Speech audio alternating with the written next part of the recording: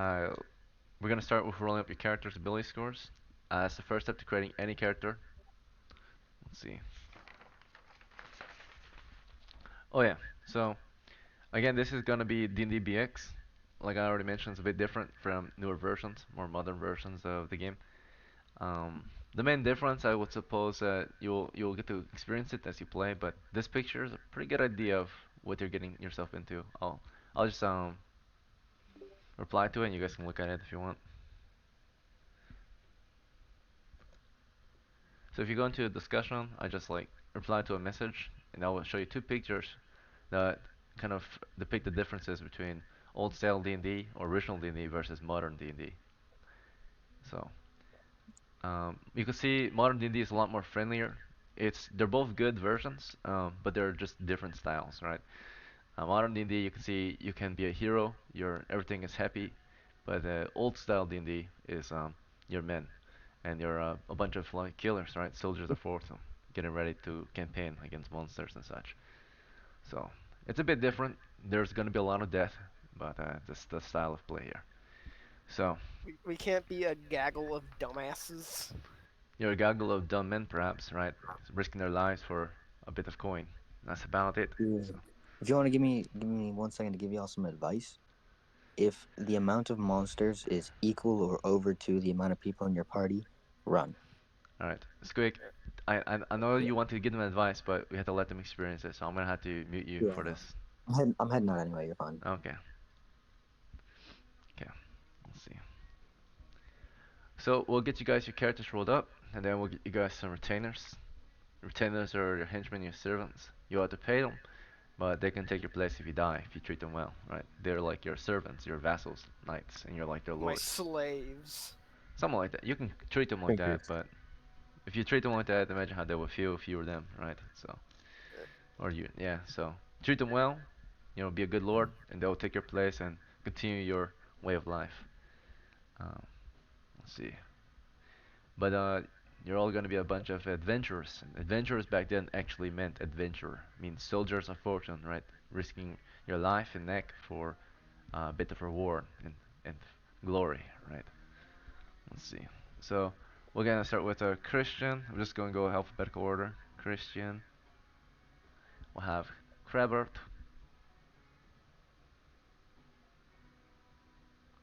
and we'll have Lucas, Ryan, and Spud. Very good. Yeah, so we're gonna start with rolling up some ability scores, starting with your strength. So Christian, your first character in the world of Dungeons and Dragons is gonna be generated. These are your ability scores. They're gonna reflect your character's capabilities as an adventurer, your talents, your flaws, and such. Your character's strength is considered to be great. It's really good. 13, which is above average. In old school D&D, 3 to 8 was low, 9 to 12 was normal, and 13 to 18 was high. So if you want, you can copy this down on a notebook paper. You have 13 strength. Your intelligence is 10. That's good. Your wisdom is 13. That's very good. Your dexterity is 8. Could be worse. Your constitution is 13. Very good. Your charisma is 9. That's decent.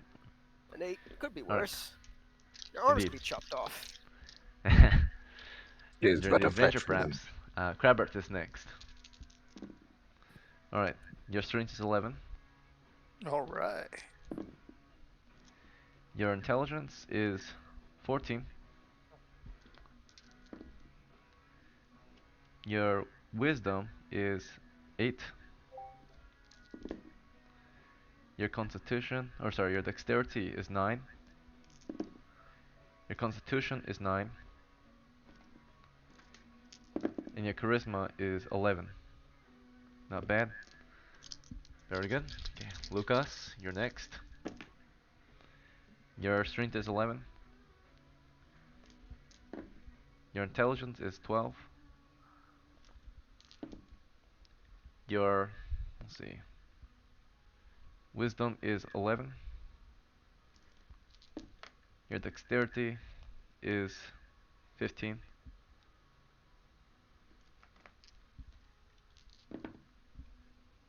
Alright, your constitution is 16, and your charisma is 8. Okay. Ryan, your strength is 6, unfortunately. You Alright, might wait, be the hang on. weakest. No, fucking 6. Your intelligence is 10. Alright, Your wisdom is 9. alright, hang on. Your dexterity is 7. Fucking lord. Your constitution is 8. We have an underdog, a young man among our 7, ranks. Constitution 8. But at least your charisma is 16. You're a bit of So, a charmer. wait, Constitution is what? Your constitution was 8. Your charisma is 16. Mm. So, I'm a handsome, useless bastard. Indeed.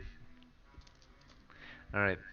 I'm a weak, not athletic, ma, with lackluster wisdom and a bad stomach, but I'm handsome. Yeah, you're decently smart too. You can read and write. Let's see. I Hmm. think that's decently smart. You can read and write. I think that's the 9 or higher means baseline. you can read or write. Lower than 9 intelligence means you can't read or write. Damn. Alright. I Spud. guess with the 15 dexterity, I'm probably like a yoga instructor or some shit. Indeed. You'll be an archer. I'm a Let's see. porn star. Uh, Spud, your strength is Yes. 11. Your intelligence is 9. Your wisdom is, let's see, 9. Your dexterity score is 8. Your constitution score, oh, sorry, you're rolling, it's 11. Your charisma is 13. Okay, so the next step is choosing your classes. So your class is your role in the party, your set of skills, your responsibility to your party, pretty much, okay? In the old days, there were only 7 classes, 4 of which belonged to the race of men, 3 of which were demi-humans. So the human races, or human classes I mean, would be the first 4, right? These are your clerics, your thieves, your fighters, and your magic users. So then the demi-human classes were their own class, their own race. And these were the dwarves, elves, and halflings. So based on your scores, I will provide you recommendations, but I'm going to describe each class to you briefly so you understand what you're getting yourself into. For those who want to be clerics, clerics are not the same as they are in modern times. Modern times, they're the healer. Back in the day, clerics were like Templars, Knight Templar, Hospitaller, or like vampire hunters. Their main role was to use Turn on Dead. They would eventually gain white magic or divine magic if they proved faithful to their god. God is a faithful or holy man, or God is, in this game at least for the clerics, are holy god. You cannot worship any god if you're a cleric, unlike newer versions. If you worship a heathen god, a pagan like type god, well, multiple gods, you're considered a magic user, right? Not a cleric. Clerics are holy men. Next, there's the fighter class. Fighter class is like all the best of the fighting men in the world, right? These are your mercenaries, your knights. They all have fighting skill and will be very good at fighting, right? So with weapons and armor and such. So the best at fighting naturally are fighters. Then there's magic users. Magic users are like your witches and warlocks and such, right? They'll be able to uh, commune with spirits and conjure spells, but early on they're quite frail and their power is lacking, right?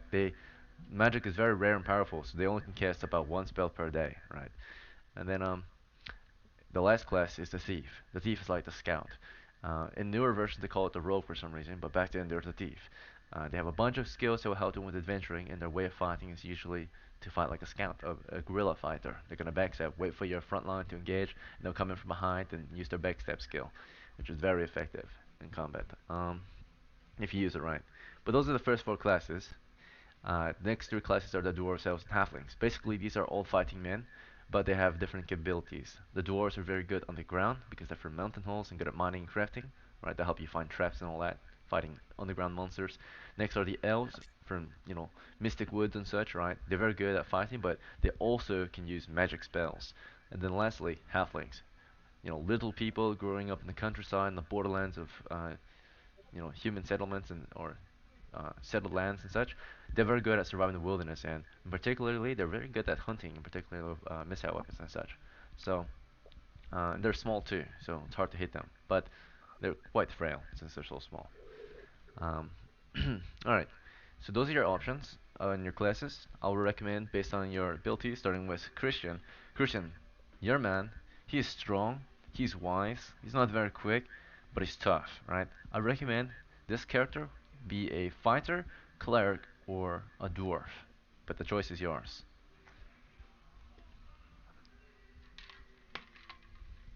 Sorry, I was typing something. What's up? Had to quickly text someone. Oh.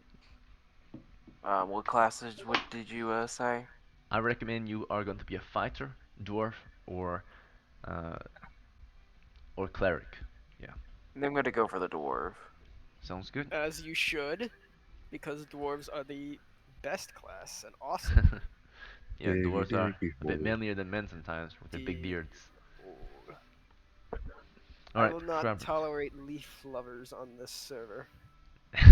No elves. Let's see, Crabbert, you're intelligent. Um, you're just not very sensible sometimes. Your character, I recommend magic Alright. user. Yeah, gonna be like a sorcerer, like a mage or something. Yep, magic user it is. Let's see. Anyone who uses magic in the game is a magic user, unless you're an elf. Then you also use magic and you fight really well. In which Um, case, if you're an elf, then kill yourself. Ryan will have a bit of a prejudice toward you, perhaps early on. I even if I wasn't a dwarf, I would have prejudice towards you solely for being elf. All right. Next is Lucas. Lucas, Yeah. your character has indeed a very high dexterity and constitution. I recommend thief or halfling to you. Um,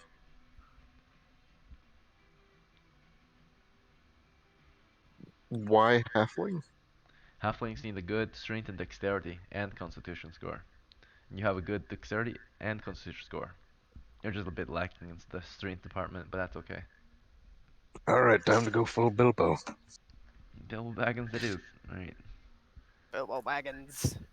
Okay, next is Ryan. Dildo Haggins. Dildo Yeah. Dildo Saggins. Ryan, your character is smart and wise to some extent. I recommend I magic have user or cleric. a magic user cleric. Does charisma does that do anything for me? Charisma helps with all classes. It determines how monsters might react to you, how many men you might be able to hire, and your leadership skill, the morale of your Alright, troops. alright. I'll be a magic user. Sounds good. I think it's Alright. kind of funny because I was literally building a hop a hole in Minecraft like yesterday. There you go. It's inspired you. It's meant to be. Um, Bacon. Spud, your highest score is strength and constitution. I recommend fighter or dwarf to you. Let's go fighter. Sounds good. So we got a trusty fighter, dwarf, two magic users, and a halfling. Nice. I hope And I'm then not we'll. a little late, Ekin. You're not. We'll get to roll up too. Am I just human on this, or am I a different race? If you're one of the four first classes, you're a man, right? Uh, Unless you pick a dwarf, elf, or halfling. I Sorry. pick Yeah. I pick dwarf. Uh, you want to I be will a dwarf not. instead of a magic user? Yes. I'm Oh, fine with that. okay. So you're being a dwarf instead. Actually, Yeah. unfortunately, you cannot run a dwarf because your constitution needs to be at least a 9 in old school D&D. Uh, Damn.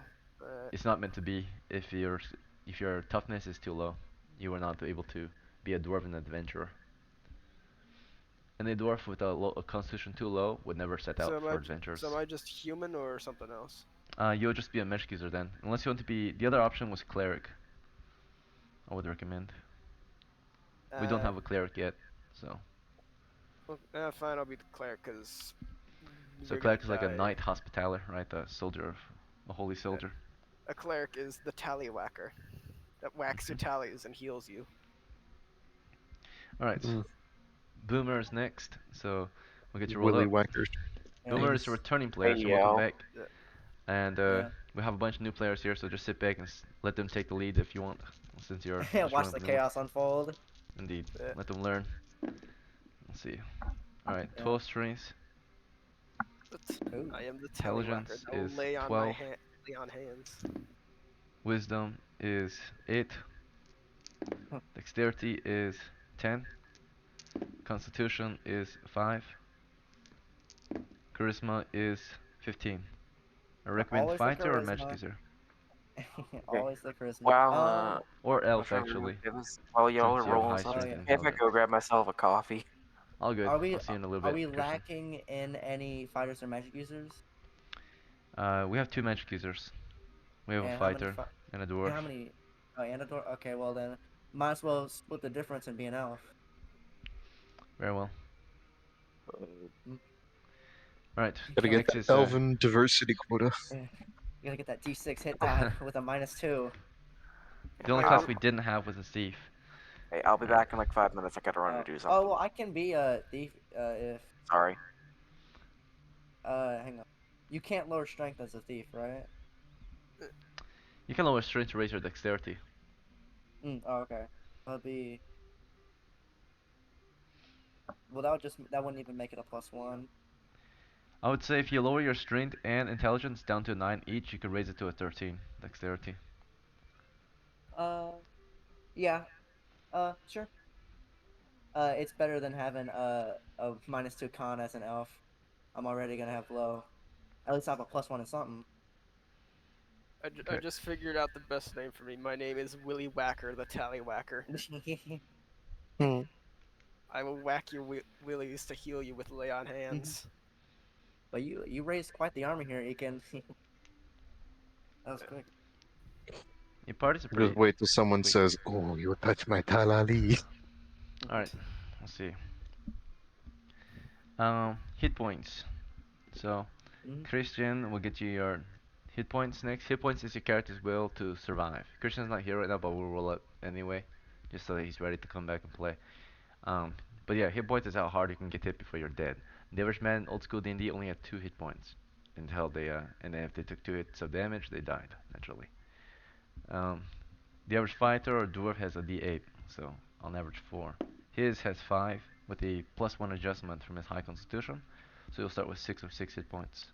As for Krabert, your magic user, you get 1 to 4, a D4, on average 2. You start with 3, you got lucky here, so you get high hit points. Alright, Lucas, your halfling has a +2 bonus, he's very tough. But halflings in our game have a D3 hit points, so we roll a D6 divided by 2. So basically, a 1 or 2 is a 1, a 3 or 4 is a 2, and a 5 and a 6 is um, a 3, right? You can get a +2 bonus. Alright, so 3 plus 2, 5 hit points. Very large and tough halfling. Alright, next is Ryan's cleric with a -1 penalty. Stand at a mighty 3'6". Okay, well that was a 2, as you guys saw. So, 2 minus 1 is 1 hit point. Our underdog has 1 hit point. Can someone just put a fucking bullet in my head? Poor Ryan. Hey, Well, I'm the thief. there's a lot of room for improvement, and if you survive, it'll be Yeah, very rewarding. I'm gonna need a lot of room. I'm gonna need a fucking mile. Indeed, he's the young man of the crew. So typically, when your scores are low and your hit points low, the idea is that your character might just be, young and amateur, right? Yeah. He's the youngest in the team. Mhm. Next is You know Spud, 6 hit points. All right, Oh, that's pretty good. No bonus. And then our thief has a -2 penalty from his low constitution. yeah. Here we go. He's gonna be very He's young. joining the 1 hit point gang. All right. The fuck I got the name for it. Meat shield. Can take 1 hit and then dead. All right. To just use my body So now we're gonna as a get you fucking guys doormat. equipment. Unlike newer versions of D&D where abilities are very important, back then it was your equipment that defined what you were capable of doing and how good you were in the battle or in the adventure. Equipment is very important. Picking the right equipment, not too much, not too little. Early on, you won't have very much options because you'll be starting from rags to riches. Just enough equipment to set you off for your first adventure. So starting with Christian here, your character has 13 silver's worth of equipment, which we'll purchase in a moment. I'll post a list of the equipment if you guys want to type up a shopping list of what you want. Otherwise, I'll just go around and recommend you things as we go, just to make it quicker. But here's the equipment list. I'll just post it in the roleplay channel for you. So go ahead and have a look at that. Main sections you want to look at is armor, weapons, equipment, and supplies. You don't have to look at the whole list. I'll be recommending you things as we go. Um, Crabert, your Can I character will have be a starting pink with so bodysuit and a gun? 7 silvers is what Crabert has. Let's see. All right. And then Lucas, yours will start with 10 silvers. Alright. Ryan, yours will start with 13 silvers. These are your personal funds for your personal equipment. My Okay. lemonade Spud, stand paid off. 12 silver pieces, indeed. And all those tithes you made the people pay for their holy prayers and such. Let's see, 6 silvers for Boomer. Okay, so first thing, we have to buy each of you a set of clothes. This will be basic protection against your environment. About 10 Are pounds of we clothing. allowed to choose what they look like? Yes, you have 10 articles or 10 pounds worth of clothing. It's just normal clothes though. So you can have boots or Okay. shoes, you can have a tunic, robe, hood, cloaks, hats, any of your choice. Gloves, right? Just normal clothes though. If you Prepare want, you can for type it out, pick what pieces you want, just so people have an idea of what you look like in your civilian outfit outside of the adventure. Okay. The It does thoughts have to be run into medieval my clothing head. though, so let's see. Alright, next is weapons. Everyone needs weapons. So your whole troop, if you don't know, in the old days, you're all monster hunters. And what the hunters use best? Missiles, right? So that includes slings, bows, and such, right? Like short bows, crossbows, and longbows. Those are gonna be your primary weapons in old school D&D. Old school D&D is not like modern video games where you're gonna have a sword and shield or something like that. You might eventually, but the main way you're gonna hunt, especially against dragons, is with missiles. You'll need bows, crossbows, and such. Guns in the future if you can afford them, cannons and artillery. But your men will be starting with the cheapest and most affordable types of missile weapons. Um, Pea shooters. Indeed. So we have slings, they're very good. One-handed, 1 silver piece is the price. Ammo is pretty much infinite, bag of stones, right? Then we'll have the short bow with a quiver of 10 arrows. The cost is 3 silvers. Um, you can wear it on your belt. It's pretty easy to carry, right? Quick and fast and small. Next is the crossbow. Heaviest damage, most accuracy, but it takes a bit of time to reload per shot, right? So every shot is really good, but of course you have to reload that thing. It costs 4 silvers with a case of 7 quarrels. Quarrels is the ammunition for a crossbow. Next is the longbow, the best of the best. Early game weapons, even late game. But this is basically the machine gun on the battlefield, right? The longbow will deal with d8 of damage per round. When you get it with a quiver of 10 arrows, total cost is 5 silvers. So, starting with Christian, between your missile weapons of your choice, which will you pick? You can also refuse to buy one, but that would not be He recommended. is AFK. Alright, sorry about Oh, that. welcome back, Christian. He is We now have not AFK. we have Sorry, I gone went to get through coffee. hit points. Hopefully you enjoy your coffee. But we got hit points, we got clothing, we got money to spend on equipment. Very important section of the game. So purchasing your equipment. Okay. So right now we're Alright. purchasing missile weapons. It's very important for you to choose a missile weapon. So your choices are between the sling, shortbow, crossbow, or longbow. Hmm. You have 13 silvers minus 1 from close. So you have 12 silvers to spend. The sling is 1, the shortbow is 3 silvers, the crossbow is 4 silvers, and the longbow is 5 silvers. I'll take the crossbow. Alright, it's a very good choice. Let's see. A dwarf with a crossbow, case of 7 quarrels.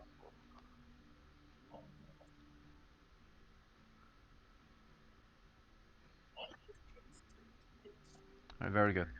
So, next is Crabbert. You need to get a missile weapon too. So you don't have a lot of money, unfortunately. You only have 6 left. Mhm. But you should be able to afford one at least. So, which one would you like? I'm imagining my character as an ex-athlete. So like whatever athlete in the I guess medieval times, maybe Mm-hmm. like a stone thrower. Like Mm. he used to be a stone thrower, and then he tore his ACL, and now he's a mage. So I'm thinking probably like a slingshot. Very well. Good choice. Nice part about the sling, it's one-handed, so you can use something else in the other hand while, like, carry a torch. Use a sling in the other hand. Alright. Next is Lucas. You have 9 silvers to spend. Um, on what? Sorry. Yes, I recommend the missile weapon first. So sling, shortbow, crossbow, or longbow, or none. Um, what's the difference between the bows The shortbow functionally? is 1d6 per round. The crossbow is 1d10 every other round, and the longbow is 1d8 per round. I guess I'll probably go with the longbow. It costs 5 silvers though. Is that okay? That's a good chunk of your Okay. money. All right, but it's a very good weapon. It's probably the best. About like the outfit, is what I posted in the session chat reasonable? It's basically just I thought it would fit like an adventuring hobbit in this sort of grim setting. Yeah, something like that. You might not have the helmet yet, but you definitely have the clothes. Right. All right. Let's I guess I see. can just have like a cap. Mhm. Exactly. Your standard cap for Yeah. now until you can afford a The helmet. tunnel Yeah, rat. minus that, and I believe maybe minus the. What I presume is all. Okay, what is that on the back of the very back of the backpack? A, It's like some a type of metal tin can. bowl. Yeah, It's a for Oh, his can. rations Yeah. to eat. oh, I couldn't quite tell. A mess bowl. The It's a image is All right. tiny. reusable bowl. The image is tiny. Okay, fuck. As a French hobbit. All right. Let's see. Um, Ryan is next. Ryan, you'll need a weapon as well, a missile weapon. So I recommend again sling, shortbow, longbow, or crossbow. I guess.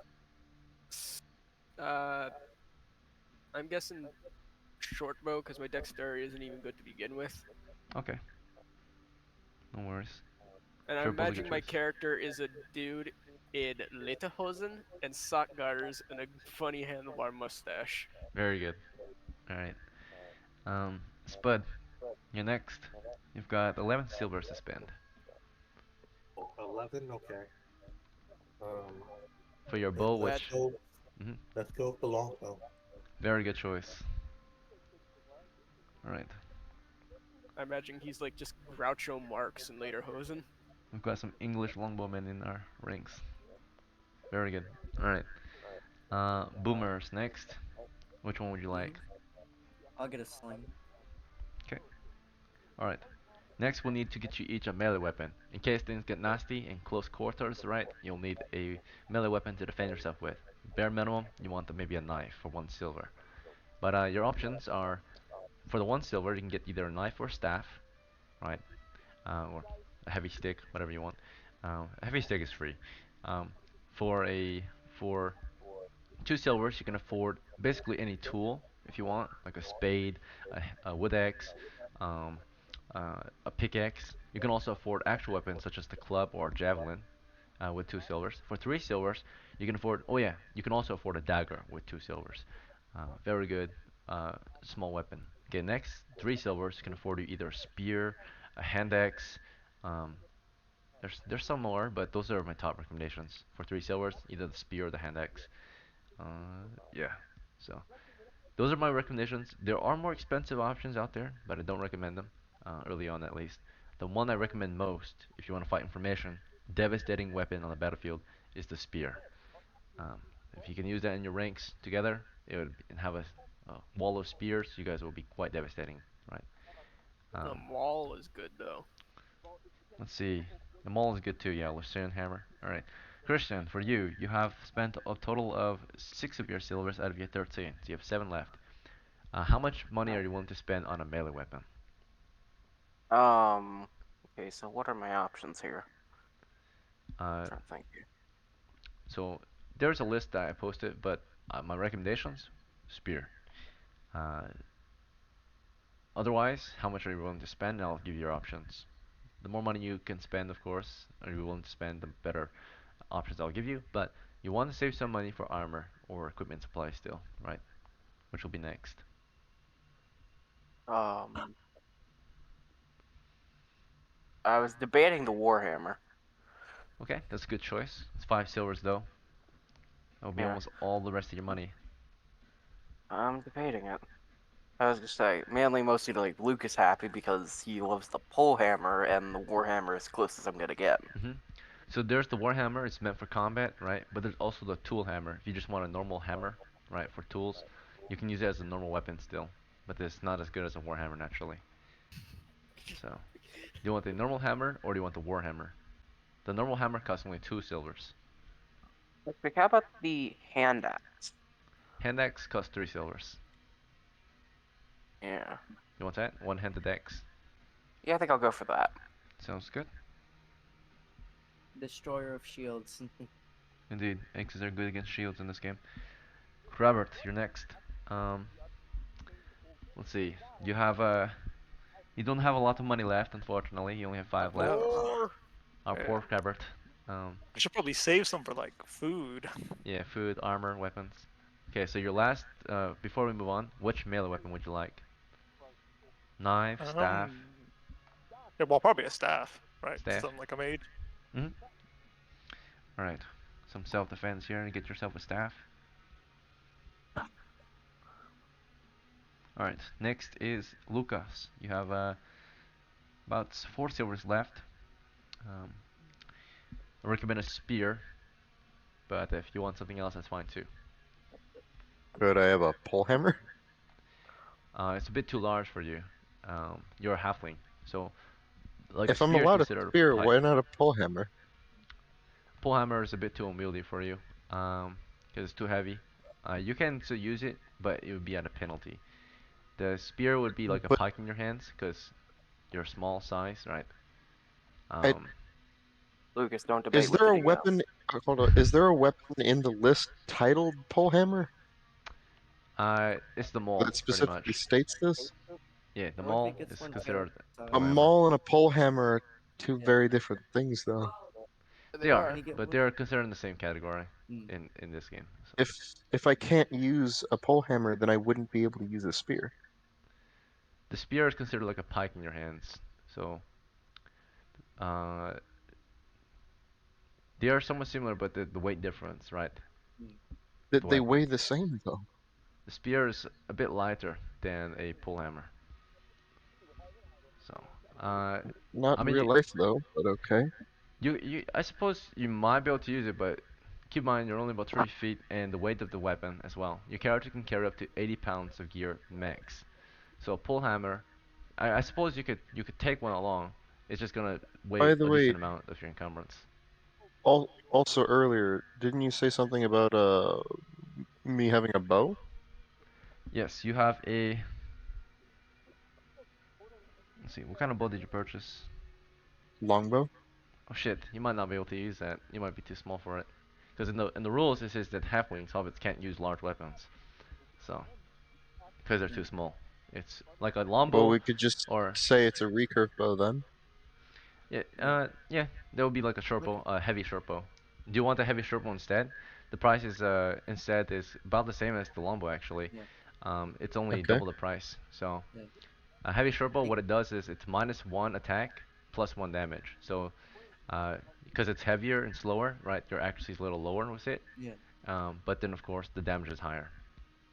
If that Yeah. makes sense. And you can of course override that penalty if you're dexterous, right? Which you are. You're a halfling. So. All right. Did he get a light longbow? So you want a heavy short bow?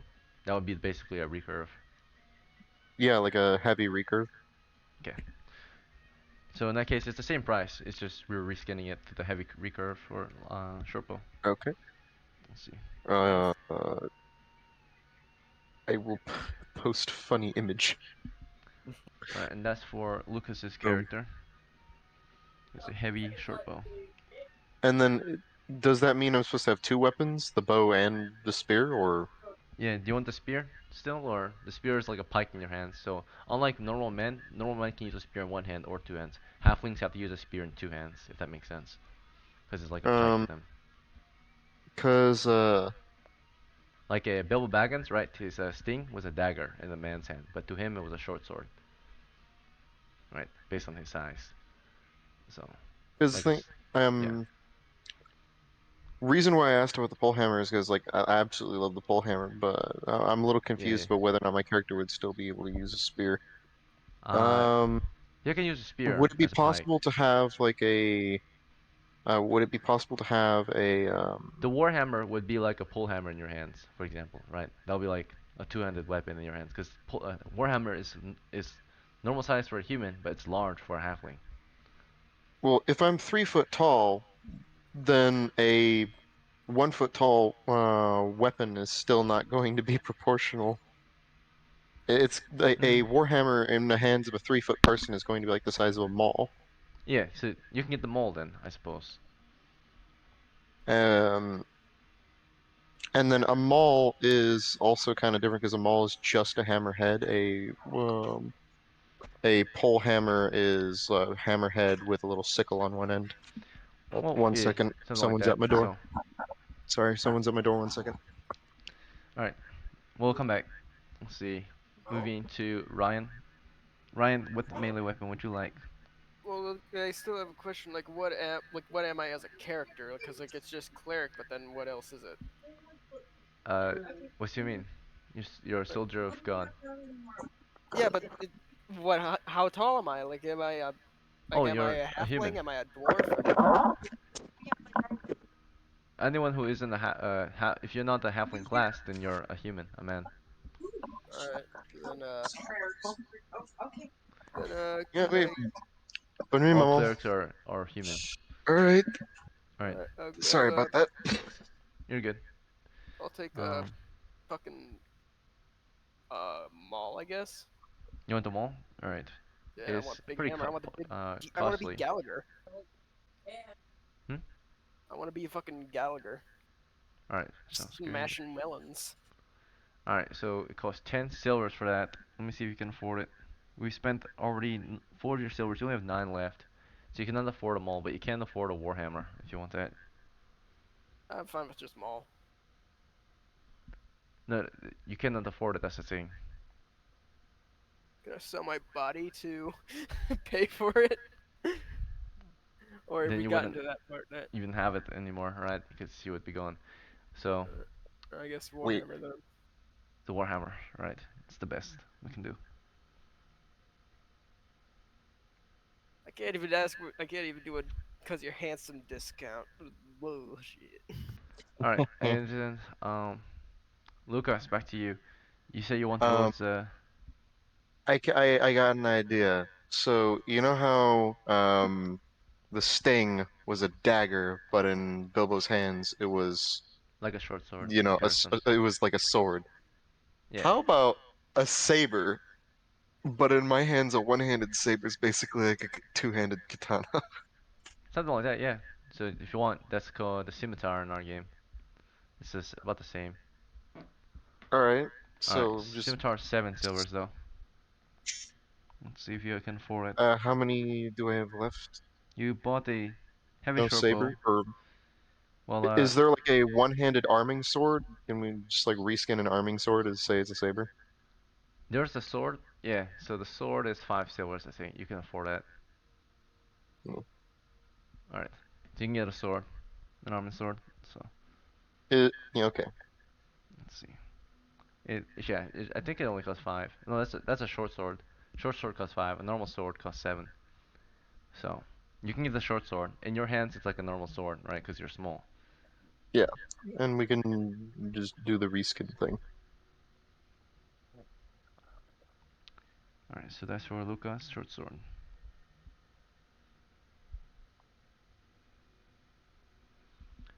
And then, after him, it's Spud. Spud for your melee weapon. You don't have a lot of money left. Actually, in fact, yeah, you have only about -5 totals, -6 total. You have 6 left. It's not a decent amount. Do you know which one you want? I recommend spear. Um, what's the price difference between spear and dagger? Dagger's 2 silvers, very good in close quarters. Spear is 3 silvers, very versatile. Uh, let's go with the spear. Good to go. Thank you. And then Boomer, you got 4 silvers left. How much would a short spear cost? A javelin, That would be, yeah. 2 That would silvers. be a javelin. Mhm. 2 silvers. With how much of a budget I'm on, Get the I'm javelin. a I'm I'll bleh, sorry, gotta pop out.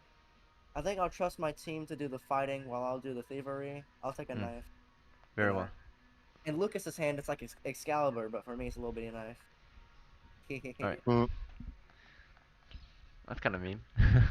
Lucas is not that small. All right. Let's see. Um, Knife was purchased. Next is equipment and supplies. So this includes bags, or actually before that, we're gonna go to armor. So, armor, the cheapest armor is body armor. It costs 2 silvers for a gambeson. Okay, so that's the cheapest one you can afford. Next is the shield for 3 silvers. Very good against missiles. Starting with Christian, let's see how much money you've got left. After buying the hand axe and the crossbow and some clothes, you spent 8 total of your 13. You have 5 left. So that's a good chunk of money left. A helmet is 5 silvers for a normal sized helmet.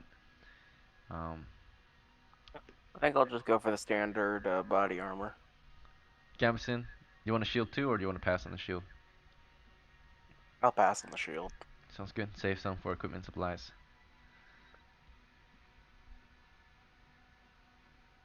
Alright. And then, Krabert, time to get you some armor as well, potentially.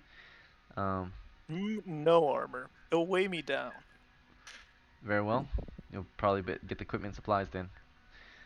Lucas, for you, let's see. uh, hmm I figure probably no armor, unless maybe you think I could reasonably fit like a gambeson chest piece under the coat. Uh, so Gamson on you is man Probably. sized, but because it's man sized, it becomes large on you, so it's really protective on a small creature like you. Um, I guess I'd probably go with no armor then. Try to keep movement. okay, just your clothing, yeah. It's Ryan okay, then? Lucas.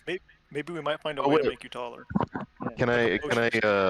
purchase my helmet? Oh yeah, the helmet. Let's see if we've got enough Yeah. left over. Well, you spent Armor that. 5 on short sword, 5 on your bow and arrows. Mm, yeah, we might have made a miscalculation here. So, your heavy short bow costs 4 silvers, the arrows cost 1, that's 5, and then the short sword costs 5 as well. You only rolled 10 silver though. You also bought a set of clothes. So, we either have to downgrade your So short sword what to a was my dagger. character just naked?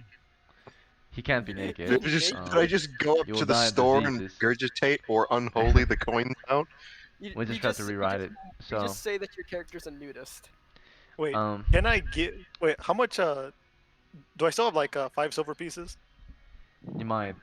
I just show up to the store naked and it's like, how are you going to be paying for that, But sir? these funds Mexican that you style. rolled are for personal equipment. After you've picked your personal equipment off, then you can trade money or equipment.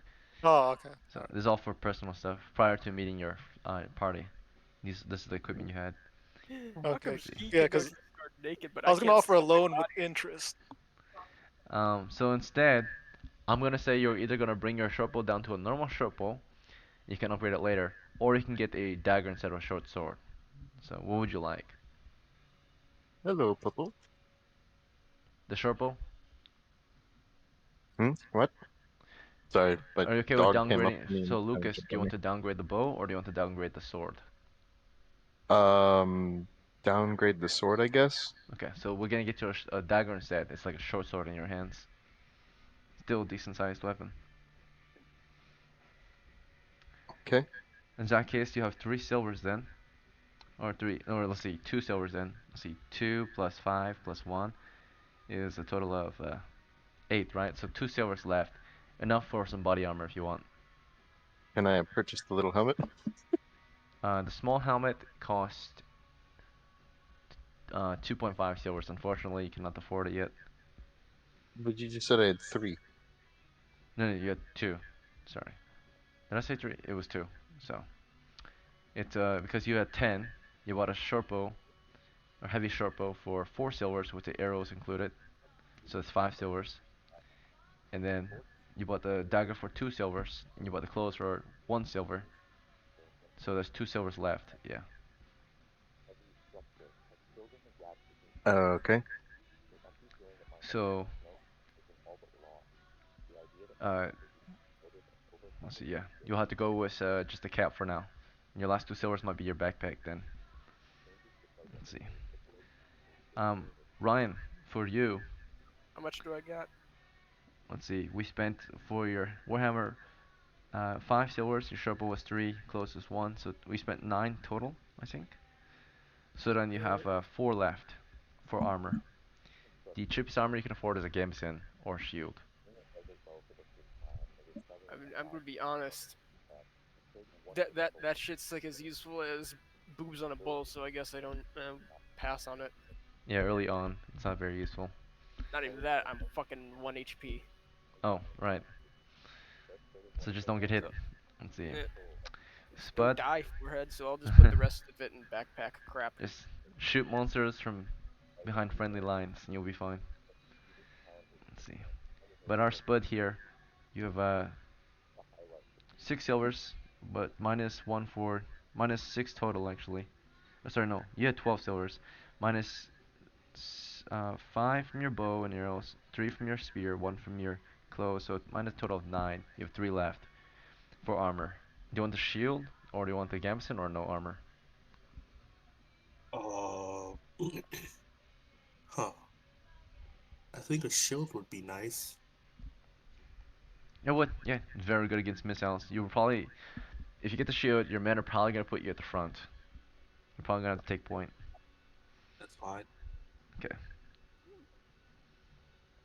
Alright, so Spud gets the shield. Alright, back to Boomer. Boomer, you've got about 3 silver left on you. What kind of armor would you like? No armor?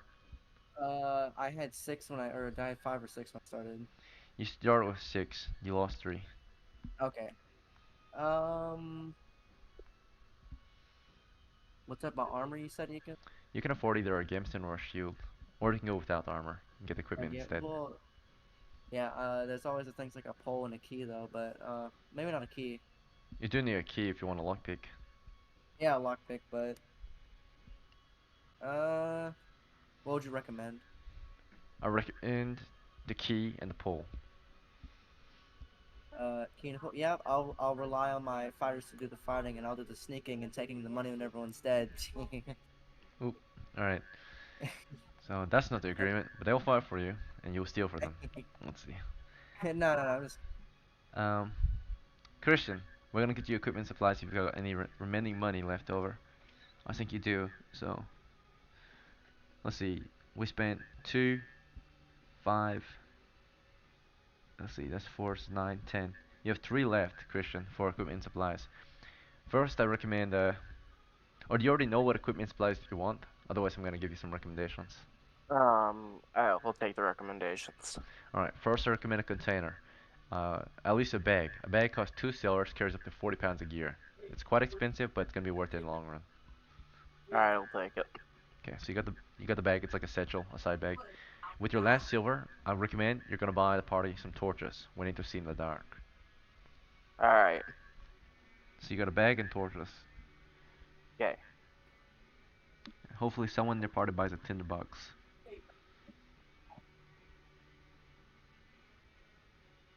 Okay. Next is our Crabert. Crabert, you have purchased so far only 3 silvers worth of equipment. You have 4 left. I also recommend. Oh shoot! We need to buy something very important. It's your empty spellbook, so you can fill it with spells. It costs 2 silvers. All right, you want? Then yeah, I'd buy that. I almost forgot. My bad. Let's see. That would have not been well. You would have not been able to do your job. You've got 2 silver left then. With your last 2 silvers, I can recommend you a sack and a tinderbox. This way What you is can light the sack, dude? torches. Just like carrying stuff. Yeah, it carries up to 20 pounds of equipment or loot. What does the symbol do? Is that for like a cleric? Oh, that's for clerics. Yeah, if you're a cleric, you're gonna need one of those. I'll get a tinderbox.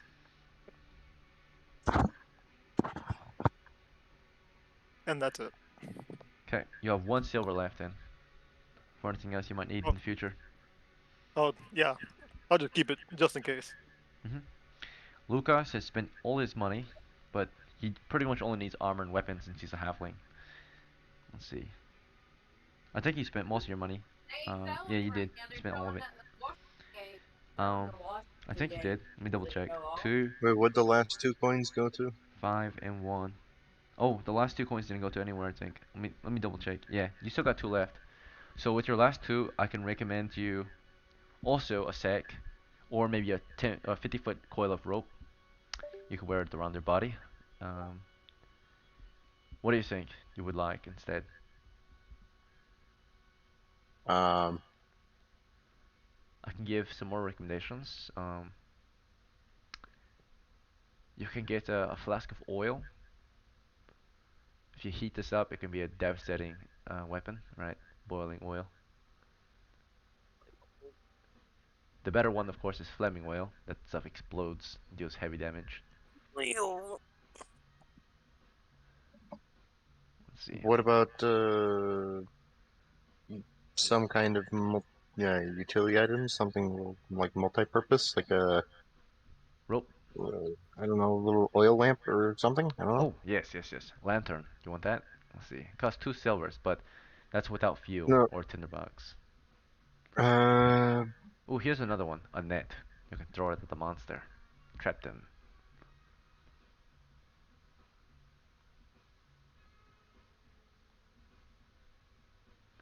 Maybe you want a sack full of spikes. You can use those spikes and jam chest open or something. If you have a hammer, you can hammer them into stone walls or into doors. Keep doors from closing. what about like a bear trap or something? Oh, trap. Yeah, trap is available. Let's see. Where's the price on it? Okay. Hunting trap.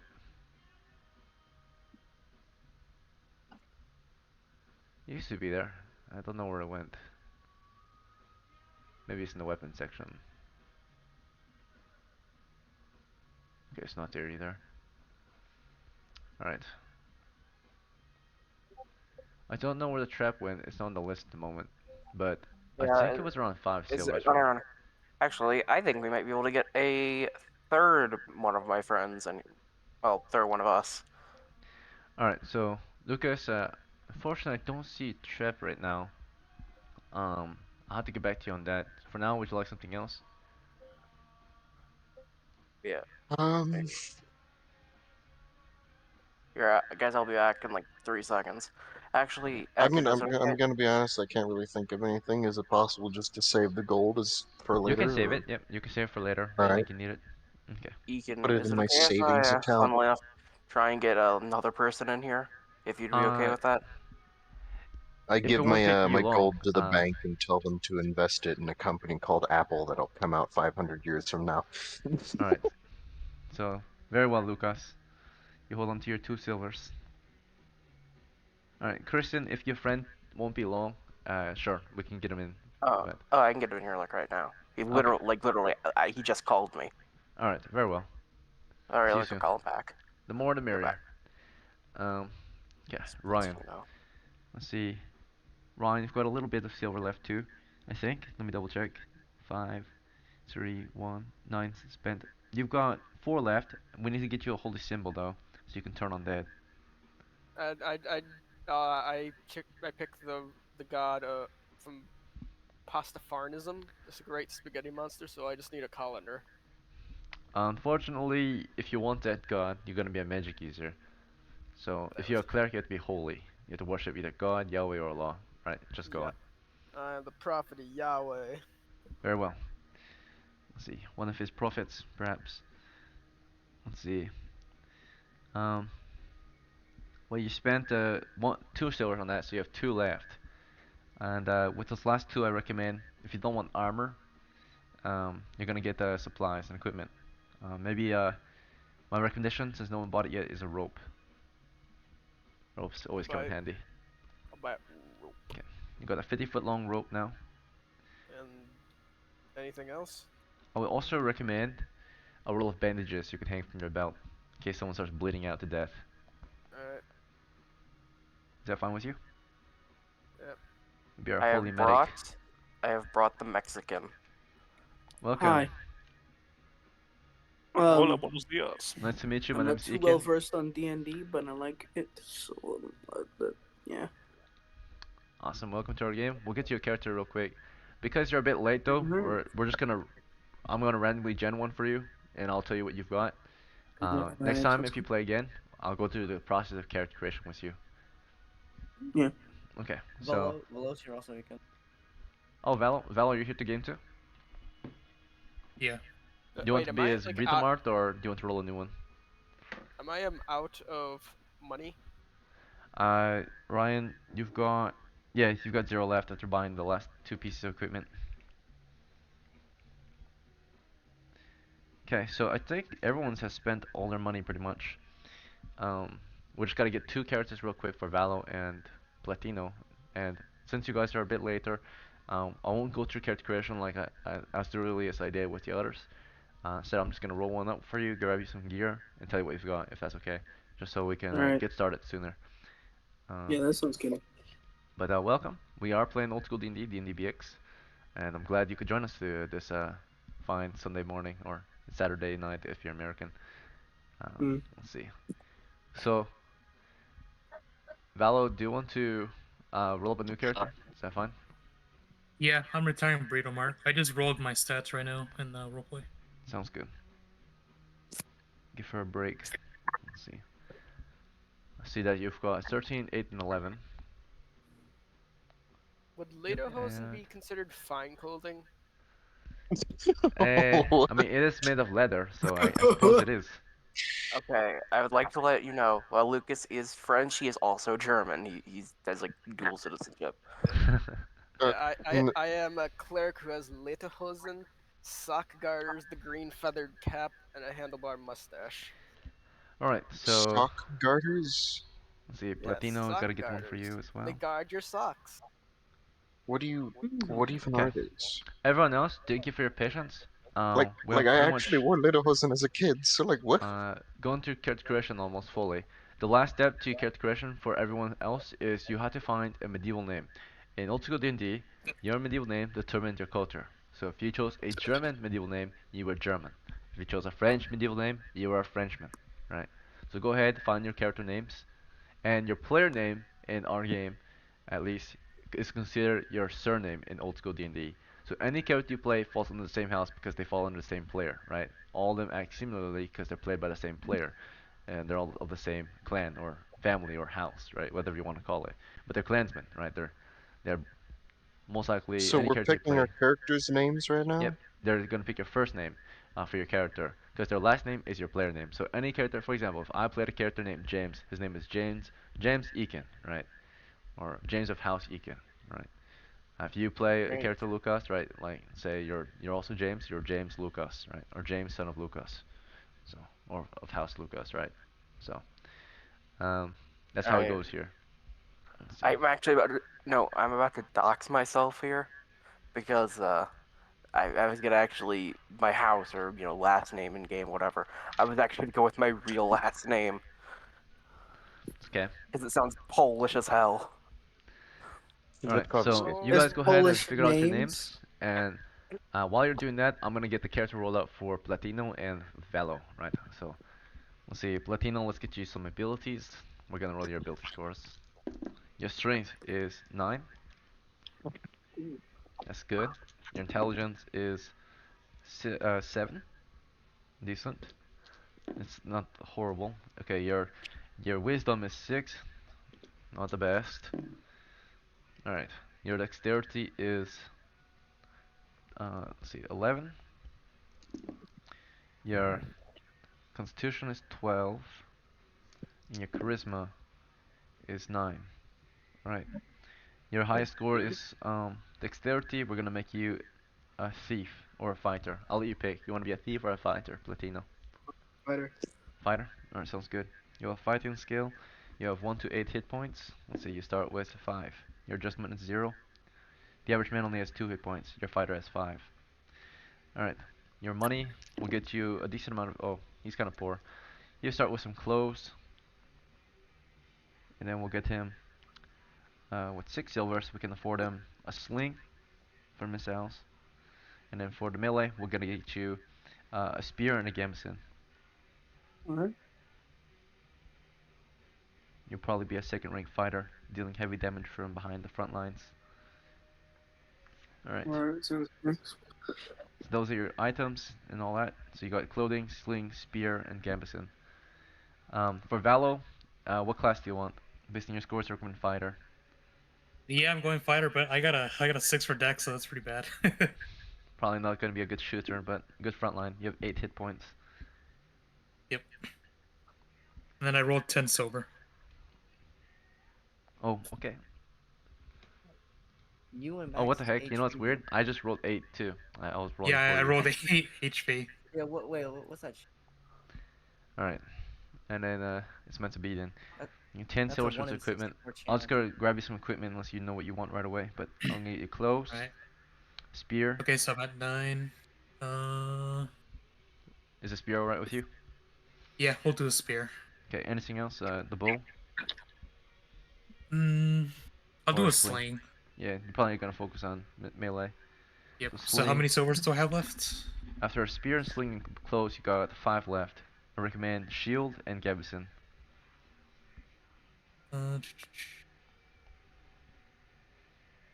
Yeah, Boomer, I can't buy you the key. Oh, alright. Yeah, So, this should yeah, be your personal equipment anyway. So shield and gambeson. Yeah, shield and gambeson. That'll be it. Okay. Alright. Now we're just gonna pick names at this point. So starting with Christian. Christian on your back? Yes, he is. Awesome. Alright. Christian, what do you want your character's name to be? Is would Sinlin Vitkovsky be reasonable? Sealand?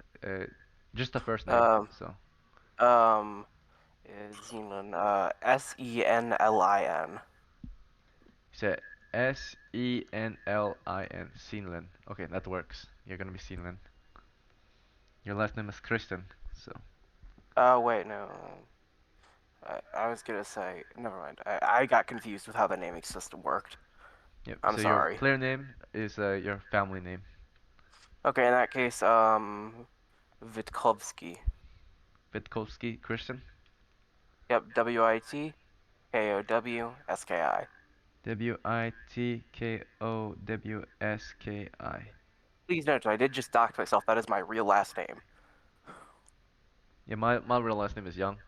You can see it in my profile. I'm finding you right now. Alright, next is Krabert. What do you want your character's name to be?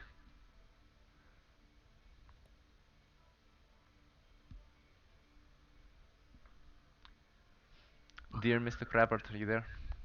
Oh yeah, no, sorry, I was talking, but my mic was muted. No Does worries. brandy work for the Brandy is medieval fine. Yep. period? Very good. Yeah, like brandy, Okay. like ale Named or after something. the drink.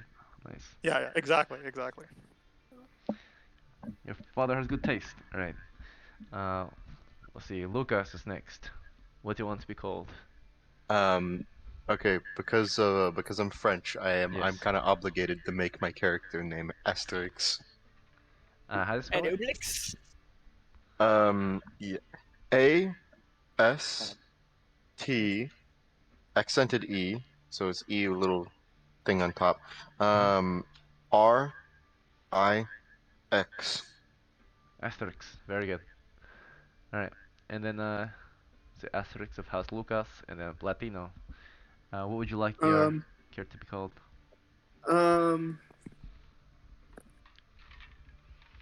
Does Dietrich work? What'd you say?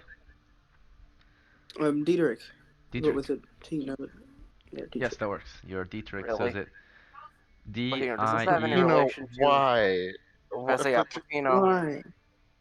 I just thought it There's a sounded friend. cool. There's a friend that we know that's named Dieterich.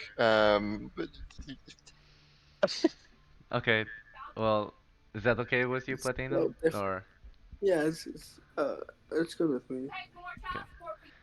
Dietrich. Alright. And then next is Ryan. What would you like yours? Willy Whacker, the Tallywhacker. That could be the extension of your name, as in, the nickname you grew up with, but then your first name, your actual legal name, will be Willie. Is that okay? Alright. And then your for fun name will Right. be Willie Whacker. Right?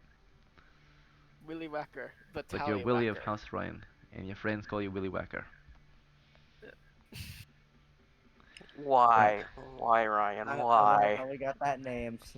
Spud, um, what would you like your name to be? Edward? Edward? That works. That's good. Very good. Alright. And then Boomer, you pick Cosmo. Mm, yep, I'm gonna go Cosmo. Yeah, Italian all the way. You can. Very well. And then Valo. Looks like you picked Lanval. Yeah, Landville. Very good. Okay. Alright. We're almost done. You guys will have a break in a moment. I'll let you go pee and all that, but before we start the adventure. But before that, we do have one last step for the magic users of your crew. This includes just crab art. That's it. Everyone else, if you're welcome to take a break, come back in about 10 minutes. Okay? That's your break time to just pee or take a shit or whatever before we start the actual adventure. Your characters have all equipped themselves, bought their gear, and are ready to set out as soon as you come back. But the one that has magic spells, please stay a little longer. This is gonna be Krabert. You got to choose between um, either two random spells, which most rookies do, or two set spells, which is the Dungeon Master's pick. Um, they're not gonna do a lot by themselves, but they'll help you progress faster. And the last choice is one of your choice. So you can look at the list and pick one of your choice, or you can get two random ones, or you can get two set ones. So what is your decision? I gotta go with random. I'm feeling lucky. Right. So I'll show you the options, right, or the potential spells you might get, okay, at level 1. If you don't recognize this is Dungeons and Dragons basic rules. Very rare, right? Old Yeah, copy I bought online, so wasn't yeah, originally mine. There's a bunch of marker in it. yeah, Excuse that. yeah, Alright, here we go. yeah. Magic spells. Did you know 99% of magic users quit before they win it big? Exactly. Shut up, Hammond. Alright, so these are the cleric spells. When you find a magic user spells, here they are. Okay. Magic user spells right here. So you can see, I don't know if my camera is focusing properly. Let me double check. Alright, here they are. So your options are these 12 right here, right? In the first level spell section. We're gonna roll the d12 twice to see which ones you get. 10 and 6. Alright. So you got 10 and 6. So that means you have Magic Missile, very good, and Shield, also very good. Magic Missile is All probably better though. right. But in case you need to defend a party, right, you know that you will need to provide like some type of shield during the combats. Memorize shield, right? Otherwise, most of the time you're probably gonna memorize Magic Missile. That's the combat spell. And once you cast it, it lasts for a turn, and at any point you can throw it, regardless of initiative. After you've casted it, of course.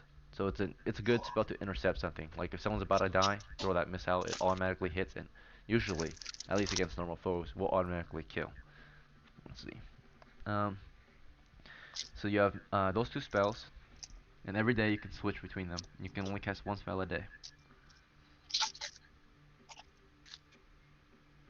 Alright, everyone else, please enjoy your break. Come back in 7 minutes. Look, I'm a cleric. Would I get spells too? Unfortunately, not yet. You have to prove to be faithful to God first. So clerics don't get Okay. level or spells until level 2, I have to Mhm. be faithful You'll to. be like one of the first or people to Yahweh in level this up, case, though. right? Since you're worshiper of Yahweh. Yeah. Hmm. I You'll be gotta like. pray to Yahweh. Mhm. Willy Wacka needs some loving. We're because you're a cleric though. You should level up the quickest, other than a thief. All right, come back in 7 minutes, gentlemen. All right. See you then, Egan. So what? So what does your? What are you imagining your characters to look like? So I'm thinking like Tom Brady, right? But he tore his ACL, so he's fatter and Yeah. shorter. Just Okay. somehow the weight made him shorter. I'm just imagining that. No, I'm just imagining you're just Brady, small, like tiny little legs, but your head is still reaches up to 3 feet. Yes, Cause exactly. Just tiny legs, big stomach, tiny arms. Yeah. enlarged forehead. Exactly. My Who's the other guys, one? think like the swashbuckling rogue. You know, he's got the charisma, he's got the dexterity. Patchy the pirate. Yeah, he's even got the Italian name to go with it. Who else?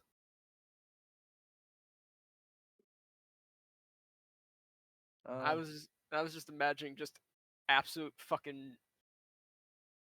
spurg of a dude. Yeah.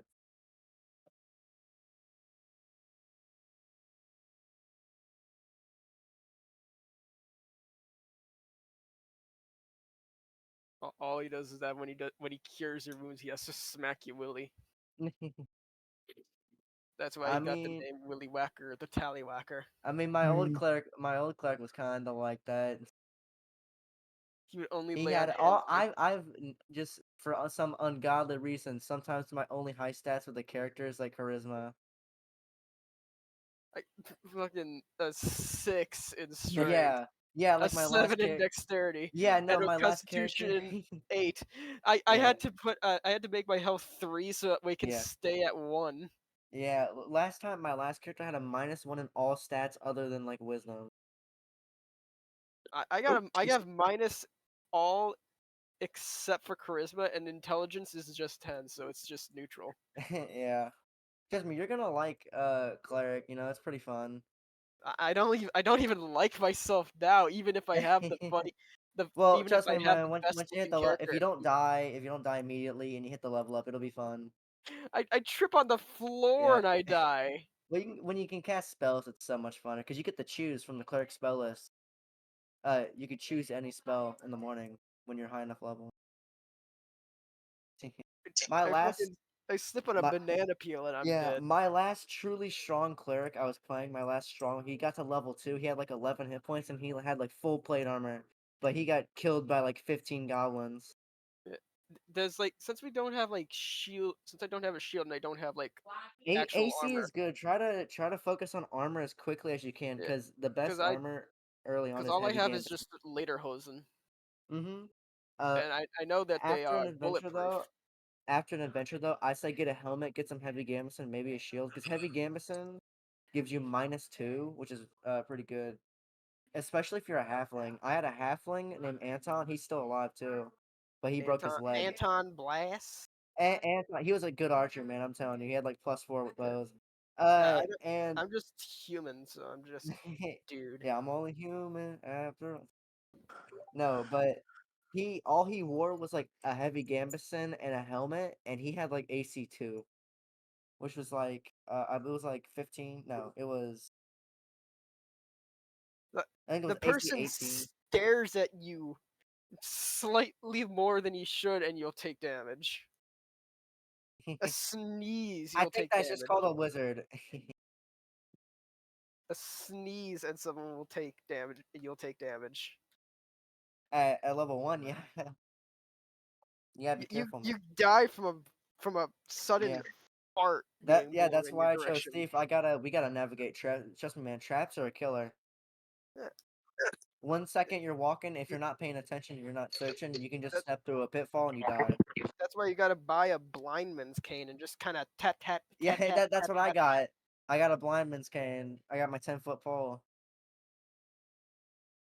I'm gonna help you guys find traps and maybe unlock a couple. No, not unlock a chest, but When did we start?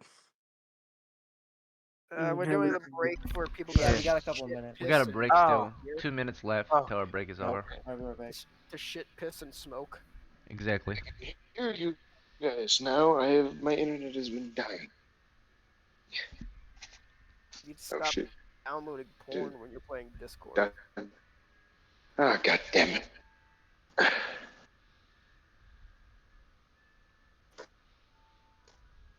My original idea was just Hello? him dressed up as Pink Guy, but then I was like, I think someone already did that. Hello, Lucas. Hello, Lucas. We can hear you. Like, Oh yeah, either- Ekin, quick question. Yeah. I've heard you speak in like fantasy like I've heard you speak in like Dwarvish and Orcish before. Do you actually know those languages? Alright. I don't know them by heart, but I know what to how to say it, I guess. If Nice. you speak in Dwarvish, do you know the long list of racial slurs that you're supposed to know? No, not that kind of dwarvish. And then you're not cool. You need the big book. Eh. Dwarves are pretty friendly though. They're usually lawful or neutral. So you ain't gotta be worried about being killed by Alright, one of them. gentlemen. You We are need the gonna set dead up very shortly. elf Is everyone dragon. back? I'm here. I'm assuming if you're unmuted, you're here. So everyone's here now. Very good. I want to thank you all very much for joining today on short notice. Glad you're all able to join and take part of this adventure. It means a lot. So I hope to do my best and to provide a old school experience for you as your dungeon master, your guide into this game of Dungeons and Dragons. For those who have not played D&D before, it's very simple. Now that you have a character, you can play D&D now. But to play it, I will explain how to do it, right? Basically, you can imagine the dungeon master is like a fortune teller. These dice are like my crystal ball, or my Nordic runes I might read to interpret the results of the story. But the story or the game is played through roleplay, which means the dungeon master will be describing to you what your character is experiencing in the world of Dungeons and Dragons. You're going to imagine this in your head, picture it, visualize it, and this is why this is probably the most challenging part, being creative enough and thoughtful enough to picture the scene, fill in the details in your head, interpret it as you will based on what I might explain to you. From there, once you understand what's going on in your head and in the story, you will decide on the course of action. Typically, before this, you might, if there's time permitting, discuss with your party, but often you will do what your role entails. If you're the fighter, you'll prepare to fight monsters, you'll provide security, you will defend your party. If you're the cleric, you're a holy man. You'll make sure it's safe to traverse, right? Make sure there are no spirits around, listen for monsters maybe, right? And prepare your cross to, of course, compel the forces of chaos, right? And the devil. Um, and then, if you're a magic user, you will be intuitive. You're a scholar, a researcher. You're going to be ready to call upon the spirits if need be, and ask for their powers to aid you in your hunt for monsters and treasures and such, right? You're a thief. You're going to be the scout. You're going to be very careful. You're going to use the skills that you have available to you to you know, gather information, steal treasure, and hunt monsters down. Particularly, if you're a scout, you see monsters up ahead, you're gonna backstab them. Typically, you might report to your party, then hide in shadows, wait for your party to engage into a melee, and then stab the monsters in the back. If you're a magic user, you can still fight. Every man here is a hunter, a soldier of fortune. Might not be in the front lines, but you can take up a spear definitely and fight from behind your heaviest armored combatants, right? If you're a fighter, you're expected to be near the front, right, constantly fighting. And if you're a cleric, you're there providing support as a soldier of fortune as well, a holy soldier. You can fight as well as long as it's in the name of your god.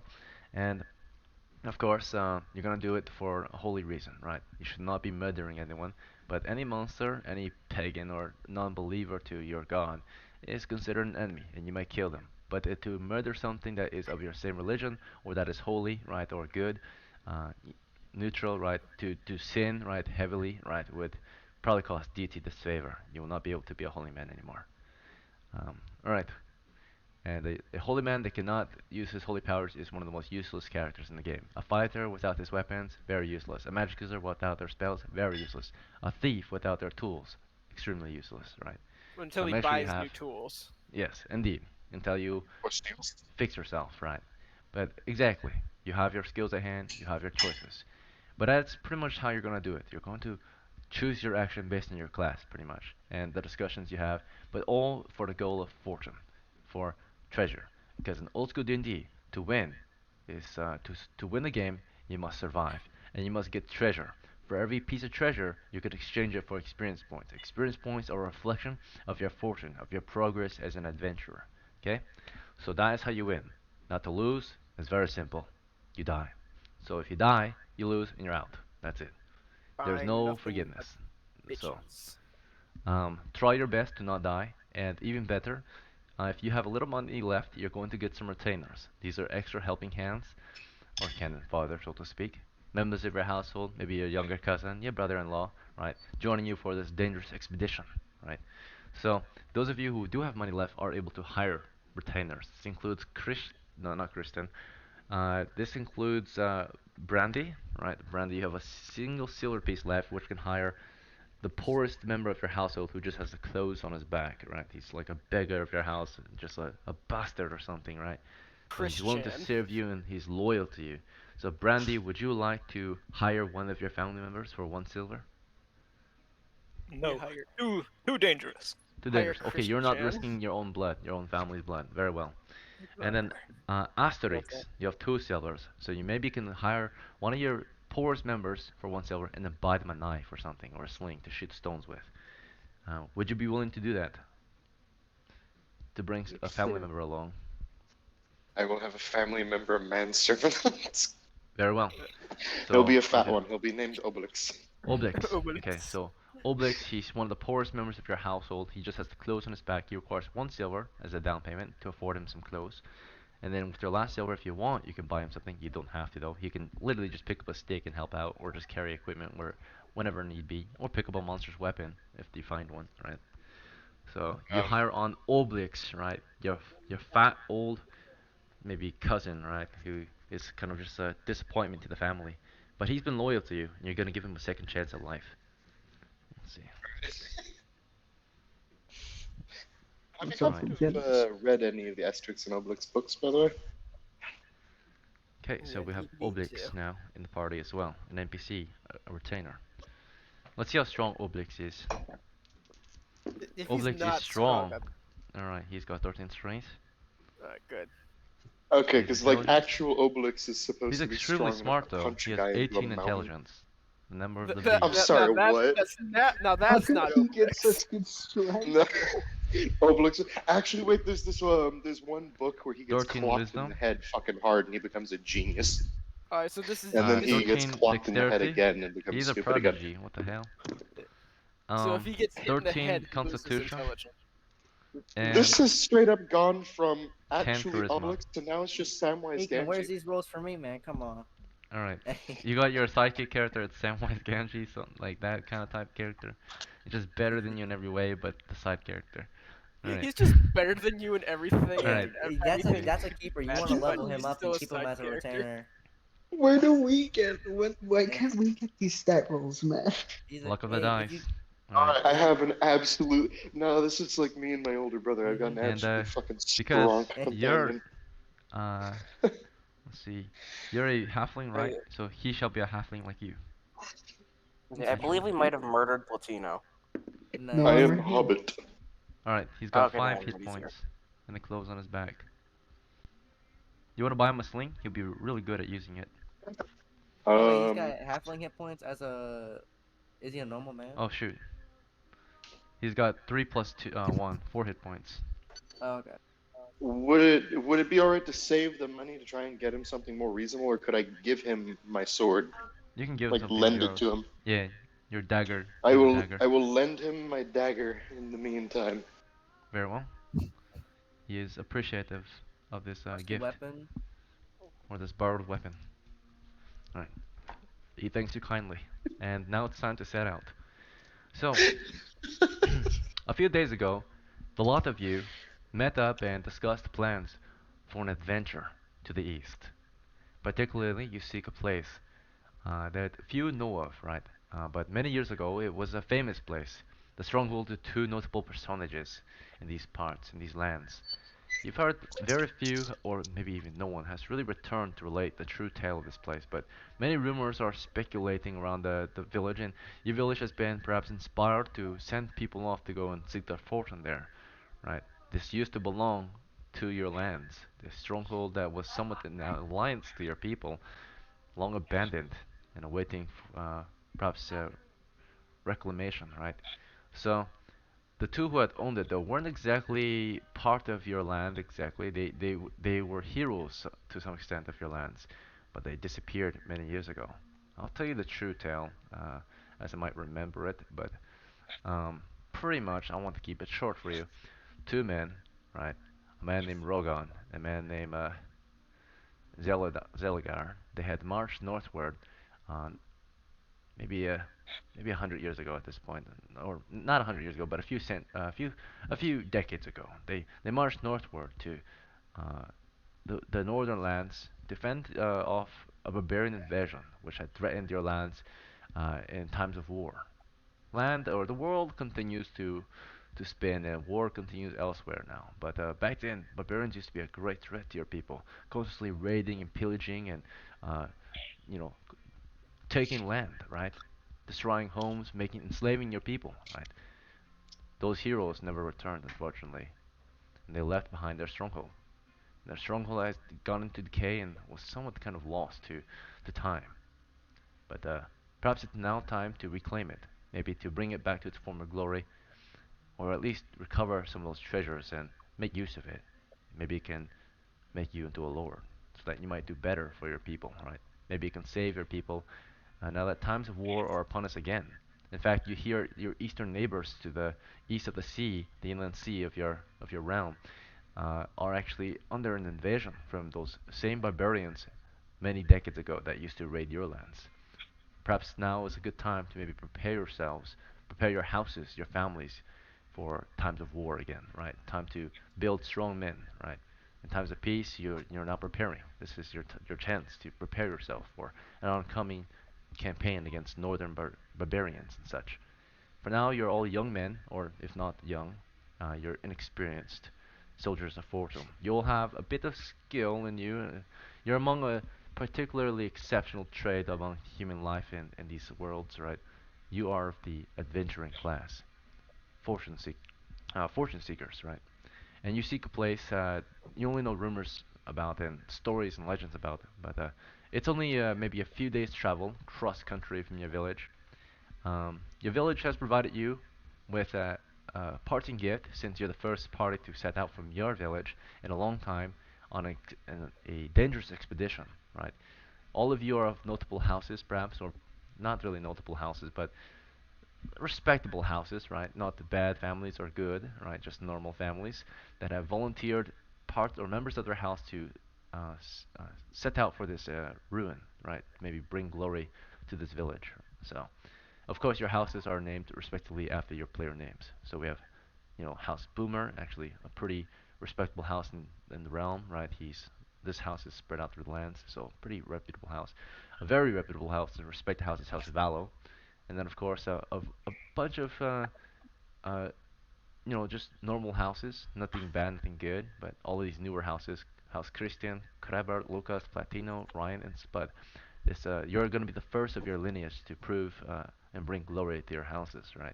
Before this, your families weren't really a thing. You probably were just serfs, right? You didn't really have a name for yourselves until recently. Your past lineage, your father or grandfather, managed to get away from serfdom, right? And become freemen. So, and that's what you are today. You're the son of those freemen who worked hard to give you a life of freedom and a chance to be an adventurer and seek fortune for yourself. So be proud of that. Be ready to survive and make a name for your family, right? Make a name for yourself.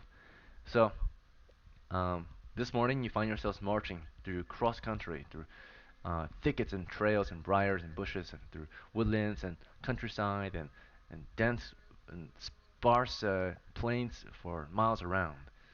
Eventually you approach the hills that you seek, a densely forested range of hills that hide the ruin you've gathered information on, right? A map to. You basically have to follow this old trail that was used to transport goods to the stronghold many years ago. It's barely visible, but with the help of thieves and such, they're able to kind of recover this lost trail. All that's left of it now is the rocky path that's barely visible, but if you dig up the dirt enough and push around the briars here and there, you might find it again. And you've been following this path for just a few days, with supplies and food provided from your village as a parting gift, as I kind of mentioned earlier. You had enough food from your village to supply you for this expedition. Who carries it? Well, that's up to you. But you were provided a pack full of food. The pack contained a total of 60 pounds of food.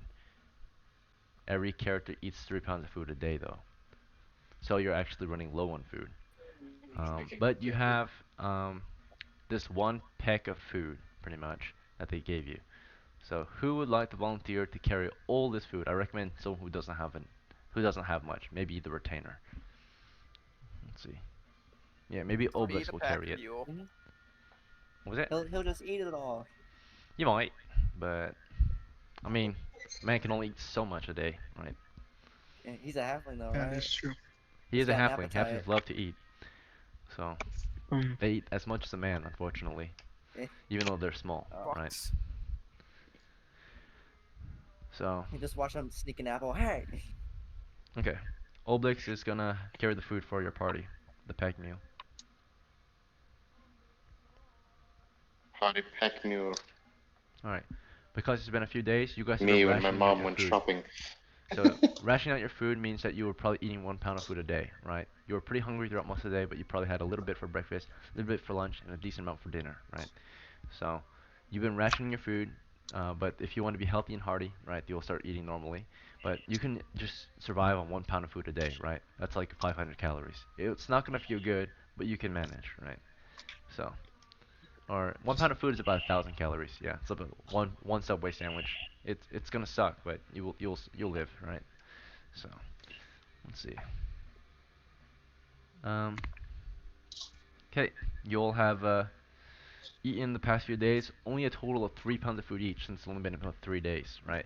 And there's a total of, let's see how many we've got in your party. We've got Cosmo, the Apprentice, first level Thief. We've got, oh yeah, let's change your names. My bad, I forgot to Yeah. change your names. I You all wanted are to be now part of the Young Guard, the old Young Guard, let's see, or the old school Young Guard. So that's just a role we give players of our club, our D&D club. Let's see. You're part of the guard now. Let's see. All of you should have it. All right. How much XP does old guard give you? It's like 5%. Yeah, 5% bonus. 1% for Nice. the middle guard and 0% bonus for our young guards. Okay, so go ahead and change your names if you can. Just do a parentheses, your character name, and your class and level. So, like how Boomer has it, Cosmo T1, Cosmo first level thief. So let's see. Does everyone understand that? How to do that? Yeah, just 1 sec. Yep. So right click your name, How? change nickname, in parentheses, put next to your player name, your character's name. So for example, it's who needs help with it, so I can provide an example. Let's see. What is my class again? Lucas, you are a halfling. Your name is Asterix. Like my class is halfling. Yep, that's your class. What I like to do to make it easier, I open up like a notepad on my computer, or I get a notebook and I just write down, as Eakin's doing it, I write down my own version of my character sheet too. So keep your player name with it too if you can, and in parentheses put next to it your character's name. And then your class as well. So like Crabert, you would be Brandy, M1, right? First level magic user. So Or you the Alright. no, you're the should my magic user, thing right? be H1 for Hobbit level 1, Yeah, if you're a hobbit, you'll put H. halfling level 1? Very good.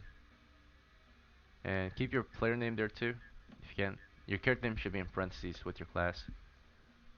There we go. So like Lucas, it would be Lucas, parentheses, asterisk, H1. Very good. Thank you everyone for changing your names.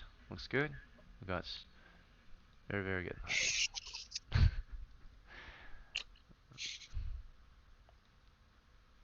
Poor Ryan. You cannot fit your full name in there. You have to make some sacrifices. The for Willy me. Whacker's too big. Alright.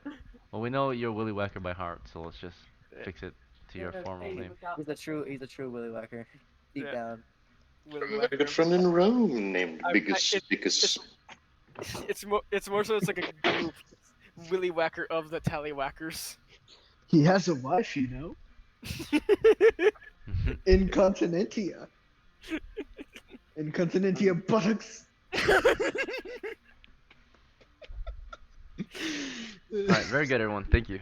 Let's see. If I should have done biggest So dickus. Cosmo, the Fuck! apprentice, will God! have I Witowski. should have done biggest dickus. Witowski. I have A historical reading by charisma. Mike Hunt. Hey, F you can.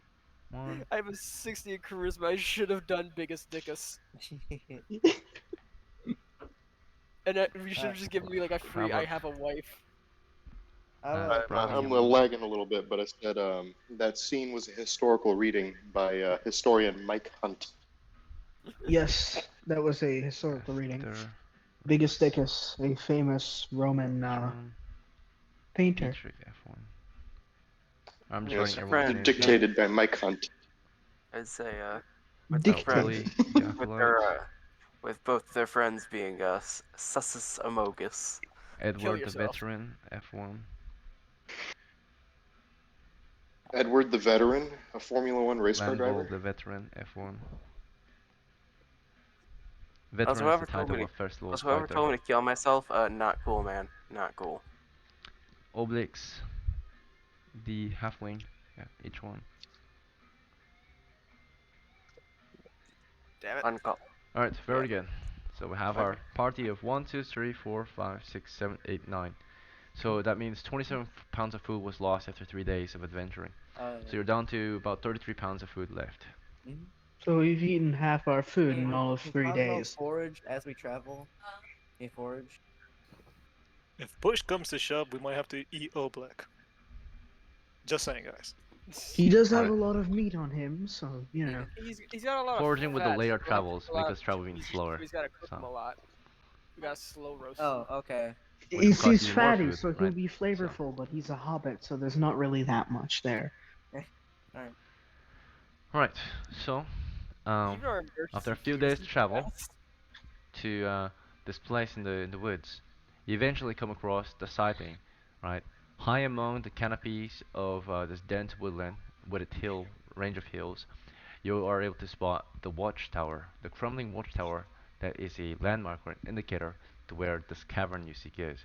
This cavern is the entrance to the stronghold you seek, the stronghold that belonged to two heroes of the past that are long forgotten, or not forgotten, but lost to time, right?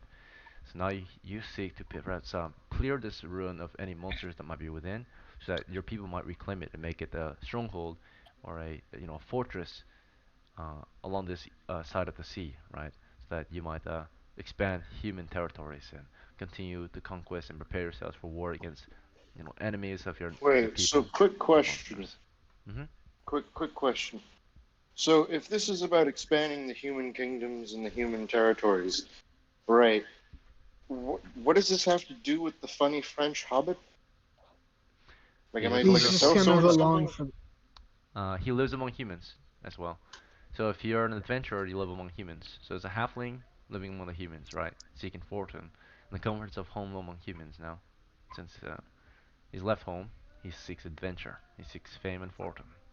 He's one of the He lives with the big he's a people. different type of halfling, right? Most halflings like to live quiet, peaceful lives, but he's a In the different Shire. breed, right? So he seeks a life of excitement and fortune, right? So It's like Pippin, but less stupid. right, and he's also played by a human player, right? So he acts like a human. Let's see. Um, all right. You don't know. Maybe I am a hobbit. Maybe you are in real life. I'm not sure, but if you I were, mean, you're you would short probably enough to not be go on one. adventures, or you'd be very Fuck you, I'm reluctant not to. sure. I'm the Let's see. same height as you. He's talking to his I'm taller mother. than you now. All right, our four halflings are only 3 feet tall. Okay, but because they are small, there's a lot of things that they can do that normal men cannot do, like crawl in little holes. Okay, Yeah. so Don't mess um, with a man at crouch level. let Go us ahead, let you in the bulls. stand before the entrance. You have pushed your way through the thickets. You've made your way through the trail or along the trail toward the entrance of the cavern.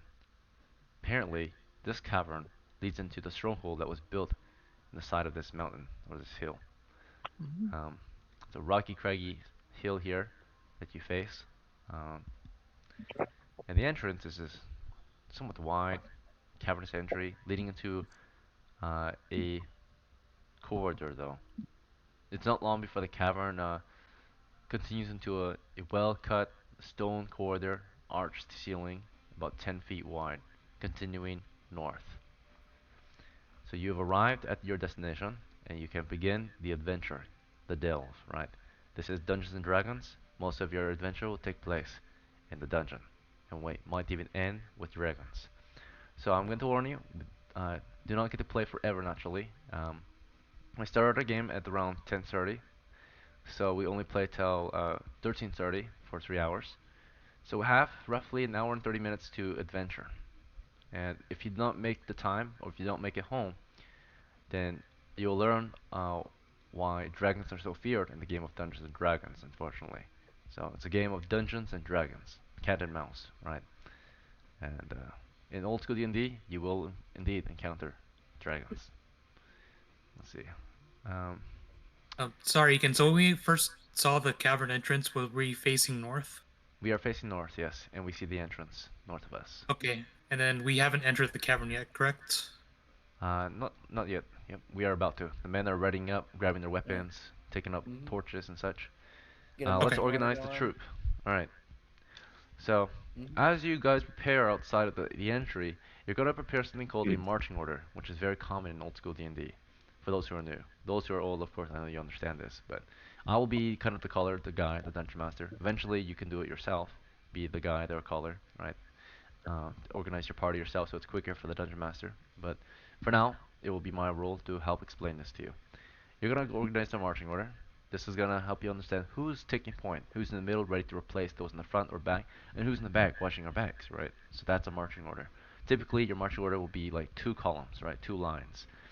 It can be two lines if you're out in a battlefield, right? That means, horizontal lines, long line of men facing the enemy. Or if you're in an open chamber in combat, you might form two lines, right? A back line and a front line. But if you're traveling through corridors, you have columns instead of lines. Columns are like, a long line of men, but they're going vertical, right? They're going. It's like maybe two men at the front, and everyone else trailing behind like a snake, right? So you have like a crab-like formation, which is like the line formation, right? A wide formation ready for battle, and you have one for exploring, which is like a snake, right? A worm. So with only a few people at the front. That makes sense. So when you're going to the dungeon, it's particularly you're going to a quarter, you're gonna organize a marching order for, like a snake, right? Maybe two people per column, or I mean two people in a row, right? Or two columns total. So the first people are called, you know, the front line. They're gonna be taking point. They are the vanguard. They're pushing forward and they're gonna take point, lead the expedition. These guys are usually either a scout or, at least one combatant to defend in case things get gnarly up there. But someone up there who's good at navigation, right? Exploring and mapping and such, making good decisions. So, who among you would like to volunteer to be in the very front? Rank 1. I'll I be Lambo will go in front. I'll be Lambo, alright. fearless. He's from an experienced household. Mhm. So we have one volunteer so far, Lanville. And Cosmo. Both of I you want to shall take also point? volunteer. Mhm. Okay, so you guys in the front then. Yeah. The front is Cosmo. usually the most dangerous spot in the party. Mhm. Let's see, so Lanville and Cosmo have taken first rank. It's his natural duty as a thief to Scout ahead, or I suppose, mhm. yeah. And then who shall be in second rank? This is Um, behind the front line. I shall volunteer. Do you have any Witowski, spearmen? quite Any brave. spearmen or archer? It's recommended that, yeah, you want to be a spearman in the second rank so you can poke ahead and add extra damage. I'll volunteer to do second rank. Dietrich, very good. Yes. Okay. You can have up to three people in one rank potentially, but it will be a tight formation, which is not recommended. So, because your party is large, if you do get into a combat, it's recommended you fall back into an open space where you can surround your enemy and destroy them, right? So that every one of your members can attack. If you fight in a corridor with a large party, you're giving the enemy a chance to survive and kill your men because there's going to be a bunch of you just standing around waiting your turn, right? While the rest of you are, fighting to death in the front. So, with a large party like this, just a little hint or tip: use your terrain, right? Use your environment to your advantage. Let's see. Dietrich, um, you say you want to be second rank, so you're in the second rank Yeah. now. Very brave of you. Alright, who shall be third? If you're in third, middle rank, you should be ready to replace the front or the back in case someone dies or falls or needs to fall back, right? Because they're wounded. So, I know you're not going to be able to do very much in the middle, but you should still be ready, right? to replace anyone who falls. What's the range like on magic missiles? Like, would I still be able to hit a target if I was in the middle? Yes, if you can see your target up ahead, as long as the formation is still somewhat loose, and you can see it past your brothers in arms, right, and the angle is good, yeah, you can cast Magic Missile. Magic Missile automatically hits your target as long as you see it. Then yeah, I'd like to be put in the middle. Very good choice. Great choice for a I'll be magic in the user, middle. especially if you're squishy. Let's see. So Brandy's got a good chance of survival for this one. He's in the middle of the ranks. Um, let's see. Who else wants to be in the middle in third? I will. Edward. All right. Not a bad choice. So Edward, Is it you're a better for an fighter, archer but to let's see. is it better for an archer to be in the middle or in the back? Usually archers are pretty good in the middle, because if a combat does start, if we do see a monster up ahead, typically what the archers might do is move to the very front, shoot, fall back when the monsters get too close, and let the front line and second line deal with it. And they just prepare to replace the front line or back line in case someone dies, right? So if you're an archer, get ready to move to the front and get ready to fall back immediately if the monsters are starting to close in, right? More often than not, the party like this large, will likely fall back, create like I said, a line instead of a column, right? A line would mean like a large shield wall maybe, or a front line, while everyone else is behind them shooting arrows or stabbing with spears, right? That would be the most advantageous way for you guys to fight since there's so many of you, right? And if you do column, only 2 of you can fight, or 3 of you, right, max. But if you do um, lines, right, let the enemy come to you, have this long stretch of people, you can just engulf them, surround them, kill them, right? Everyone gets an attack. So it's up to you. That front line is very important. If they don't fall back, or if the back line doesn't fall back, then it all goes to hell, right? Let's see. Um, so Edward, you chose third rank. Who shall be in fourth rank? This is close to the very back. So you're kind of the back line for the rear guard if you're in fourth rank. We have Obelix and Willy and Asterix next to pick. So who would like to be in the very back? I'll suggest. I guess I'll be in the back. Okay. Your fifth rank. You want to be with, and then Asterix. Are you okay with fifth rank too? Um, I guess as long as I'm still useful, I don't Or really you, care you could where. be a fourth rank too. You're gonna be rear guard. Okay. Can I So make a suggestion? sure, go ahead. Who do we currently have in second rank? It's we have a dwarf Witowski and Dietrich. Dietrich. The It might be Witkowski, good by to the have way. our clerics swap out with one of them, because in case we encounter undead, they won't just tear up the front line. Well, we have a loose formation, so the cleric can always push up, right, and then fall back if need be. Yeah, we never know if we get into a corridor or hallway though. But they Just a would have to move suggestion. up, of course, which will take time. It's up to Willie. So Willie, do you want to make your way close to the front, or do you want to stay in fifth rank? In the case of we encounter an unholy spirit or entity in the darkness, if you can use your symbol fast enough, you might be able to scare it away, right? Compel it before it engages in combat. So a demon up ahead, you can scare it away with your cross, potentially. It's your choice, Willie. Alright, you'll stay in the back for now. Asterix, you want to be in the very back or second to the back? Second to the back. Okay, so you're fourth. And do you want Obelix to be by your side, second to the back, or do you want him to be the very back with Willie? At my side. Okay, so Willie's alone in the very back. Okay, very good. Your men are organizing themselves outside the dungeon, right? They're like doing drill and such, right? Making sure everyone knows how to march into the dungeon and explore. And now they're equipping their weapons. They're drawing their swords, their spears and such, taking out their bow and arrows, torches and such. Now it's time to equip items. Starting with Cosmo. What would you like to equip at the very front? He'll just look over his equipment, look up, make sure his knife is sharp, make sure he's got his stones, and then he'll take out his pole and he'll just ask somebody if they have a torch to lend him. Okay. And then Witowski. You're in second rank. What would you like to equip? I would like to equip my axe. Okay. Alright. And then Brandy. You're in the third rank. What would you like to equip? Could I equip my slingshot? Alright. And then Asterix. You're in the fourth rank. What would you like to equip? My bow. I only have 2 weapons. I gave one to Oh, Obelix. right. And then Dietrich is in second rank. What would you like to equip? Yeah. I have a spear, right? I think so. Let me double check. Yep, you have a spear and a sling. All right. I'll equip my spear because I'm in second, so I can poke things. Make sure it's sharp, and put my gambeson on. Very good. Okay. And then Willie, um, you're in the fifth rank. What would you like to equip? I suggest your holy symbol for one.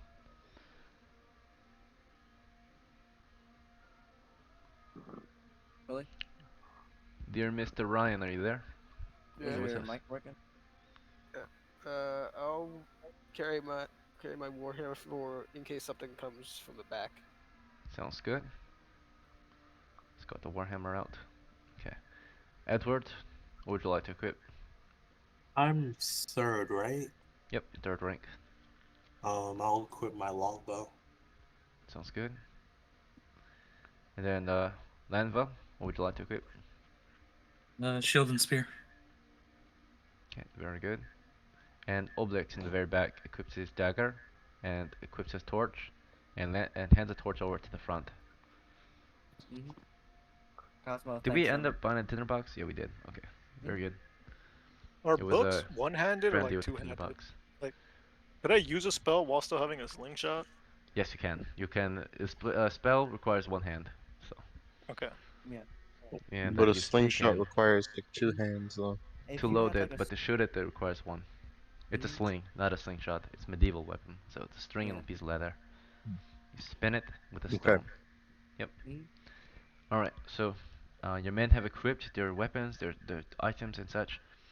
We have two torchbearers, one in the front, one in the back. So now we can see ahead of us and behind us. The torch shines for roughly 10 feet of light. The dungeons are quite dark in old school D&D. Torches shine light, mm, like in real life, only 10 feet radius. mm. Um, all right. Wait, do we have a dwarf? Was that? That's a. Do we have a dwarf, right? I No. No. don't think No. so. Oh. No, we have halflings. Mm. All Wait, right. no. Ah, Close crap. enough. It is Wait, no. the late August is the time of I year, thought so I it's was late this summer dwarf. or the end of summer right now, Okay. and your Oh. party is entering this cavern. Yeah. So I just realized I put my class down wrong on the all right. Discord. What's your class? I thought I said I thought I when we were first setting everything up, I thought I said I was a dwarf. Who's us here, dwarf? Christian. Witoski? Oh. Yeah. I could have sworn I think Oh, I you got might messed have up. put the wrong letter. Yeah, you are a dwarf. It says D1.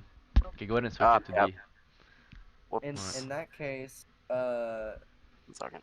He's in second. He can see it twice as far. mhm, So even with you in yeah. the front, he can see 20 feet ahead. So how about Lanville, you and Witoski, y'all swap places and you give him the shield, so we could He see can 20 feet. He can he still can see come up 20 to feet rank ahead. 1. He can come up to rank 1 and then he can fall back if need Mhm. be. Yeah. Yeah. All right, But Cosmo, do you again, have the pole? Yep. again, I do recommend you do not choose to fight in corridors. Now, if you for some reason want to fight in corridors, that is on you. You'll see the reason why, right? You get to see why it's not recommended for such a large party. A lot of you will be in the background, like watching your friends die in the front, right? Because they're not willing to fall back and let you help them. So, all right, um, let us enter. You finally enter, right? Your men ready to explore the darkness beyond the cavern entrance. And through the cavern entrance, you step into a 10-foot wide corridor, 8 to 10 feet tall, arched ceiling, headed northward. All right. So, you're now exploring, which means you're carefully observing, marching, and mapping as you make your way through the dungeon. Okay. You're now in a 10-foot corridor, a 10-foot wide corridor, and it's continuing north for as far as you can see. So far, the dwarf allows you guys to see about the 20 feet ahead. Everyone else sees about 10 feet ahead. But so far, the corridor is clear of any real interesting uh, features. All right. It's about 10, 20, 30, 40. At 40 feet of corridor, nothing has really occurred. But The dwarf is able to see something ahead because he can see twice as far with a limited amount of light. And what he sees up ahead is some kind of door, a wooden door at 20 feet of distance. Everyone else, it's too dark still. But as they continue Alright. closer, at 10 feet, they'll see the door as well. But before they can see it, the dwarf can report this and you guys can discuss what to do.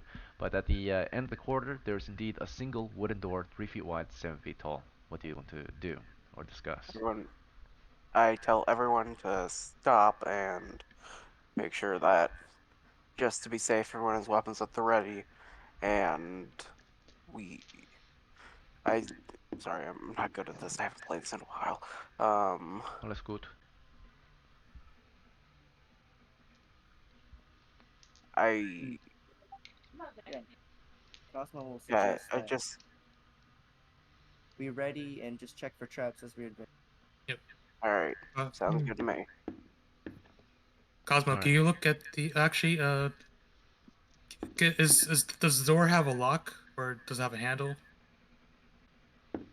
Can we see from You're observing the door from a distance so far. At 20 feet, only the dwarf can see it. Do you want to get closer so that the others Yes. might see it? Okay. I'll poke ahead with my pole too. Alright. So if you want to poke ahead, poke in the floor, right? You're not going to be as observant, right, of the ceiling or surroundings. Is that okay? Alright. And if you do want to be more observant, if you want to be just as observant as everyone else, naturally, you got to move slower, right? So that you may prod the floor. But if you want to keep up with the rate of the party's movement, which is, I think, medium footman rate, then of course you're just going to be prodding the floor. You're not going to be really observing the ceiling or what's up ahead. Others can, of course, tell you what's going on, but you're focusing on the floor as the party Well, continues forward. if I'm light, it would make my speed medium if I poked, right? So the party moves at Poke 60 the feet loop. right now per turn. Mhm. And if you're light, then and you decide to slow down so that you can do even more, right? The party will move at 45 feet per turn. Ah, I see. Because 90 divided by 2 Right. is 45. He'll rely on the help of the party. They'll protect him, Okay. as he'll poke ahead and just watch for traps. Alright, so you focus on the floor and you're prodding. And as he prods the floor ahead of your party, you guys can hear he's making noises. His weapon or his pole is tapping the stone floor and making tap tap noises, right? This could perhaps alert anything up ahead, but this could of course allow you to detect traps. So, if you're okay with this, he will continue to prod the floor ahead. And so far nothing has Tap that occurred shit. on the way over to the door. What's up? I said tap that shit. Yeah, tap it. He's tapping.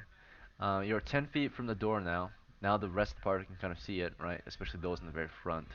The dwarf sees it clearly at this point. And let's see. You don't see a lock on the door or anything like that. It's just an old, sturdy looking wooden door. Okay. Is there a handle on it? There's indeed a handle. Cosmo, I would recommend just checking the handle for trap. Sometimes those can be trapped. And we can definitely Yeah. listen on the other side. If that's fine with everyone. Yeah, if everyone's fine with that. Just Yeah. smash it with your warhammer. There's Yeah. Poke it. there is, Hmm? however, before the door on the floor, uh, there's what appears to be just a wet, soggy-looking book on the ground. Hmm. A wet, Mm. soggy-looking book. Yeah, leather protected book, but it's Does like it smell wet like and anything? soggy. Brandy Does is it perked by the book. does it give an odor off? Is it what? An Does it odor? Does it give smell? off an odor? It smells like Yeah. mildew as you approach it and Yeah. sniff it. Could I check Mm. if it's magical in nature? Alright, so as Mm. Cosmo is sniffing it, the rest of you are on watch or exploring still. Brandy steps out and moves up to the front to see if it's magical. Does anyone else want to take a different action other than stand ready and watchful of your surroundings before we move on? Is Um, there anything in the back, like looking behind us? Alright, Willie turns around as you guys are busy with whatever's up ahead. He carefully watches the rear. So far, nothing. It's all clear. Anyone else want to take a different action? Okay, Level's yeah. gonna put his ear up against the door, listen for noises on the other side. Lambo begins to listen against the door. Anyone else? Very well. If you have seen nothing, then no worries. You're just gonna standing there on guard, watchful of your surroundings until the party's ready to move forward to a more interesting area, I suppose, right? But Brandy, you have a look at the book, and although it's wet and smells terrible, you see it's covered in runes. It looks like an old spell book. Hmm. You flip through the pages, but you don't understand any of the runes. I look back to my party and say, guys, I'm a little too dumb to understand this book, but I think it's magical. Very Yep. good. All right. We're too So, stupid for magic. if you had the spell called Read Magic, you can identify what's in there. But for now, you don't know what's in there. You can keep it though if you want for later. I say we should keep it. Yeah, keep it. Should It Alright, Brandy might have keep I'll it? something good in it. I'll If he's take, put the book in my backpack or something, Mhm. my pocket. if he's Very well. taking the book, Cosmo will, for his next action, How big are he'll. your pockets? Uh, He does Unfortunately, have we a have no pockets, book-sized pocket. but That's the thing, Lucas. he can hang it on his belt. Yeah. Let's see. Mhm. All right. The book, it's there, right? It's dirty and broken. You pick it up. Maybe you could repair it later. You just kind of strap it, tuck it into your belt, and we move on. The door was listened against by Lanville. Lanville took a moment to just listen for anything up ahead. You listen and listen very carefully for anything quiet or hidden or, you know, approaching. And after a turn of careful listening, and everyone else just waiting, standing guard, ready to move on, you have heard nothing. No obvious sounds approaching. Well, guys, I don't hear anything on the inside. Cosmo, I'll leave it up to you whether or not you want to check the handle. Mm. Just open it. Yeah.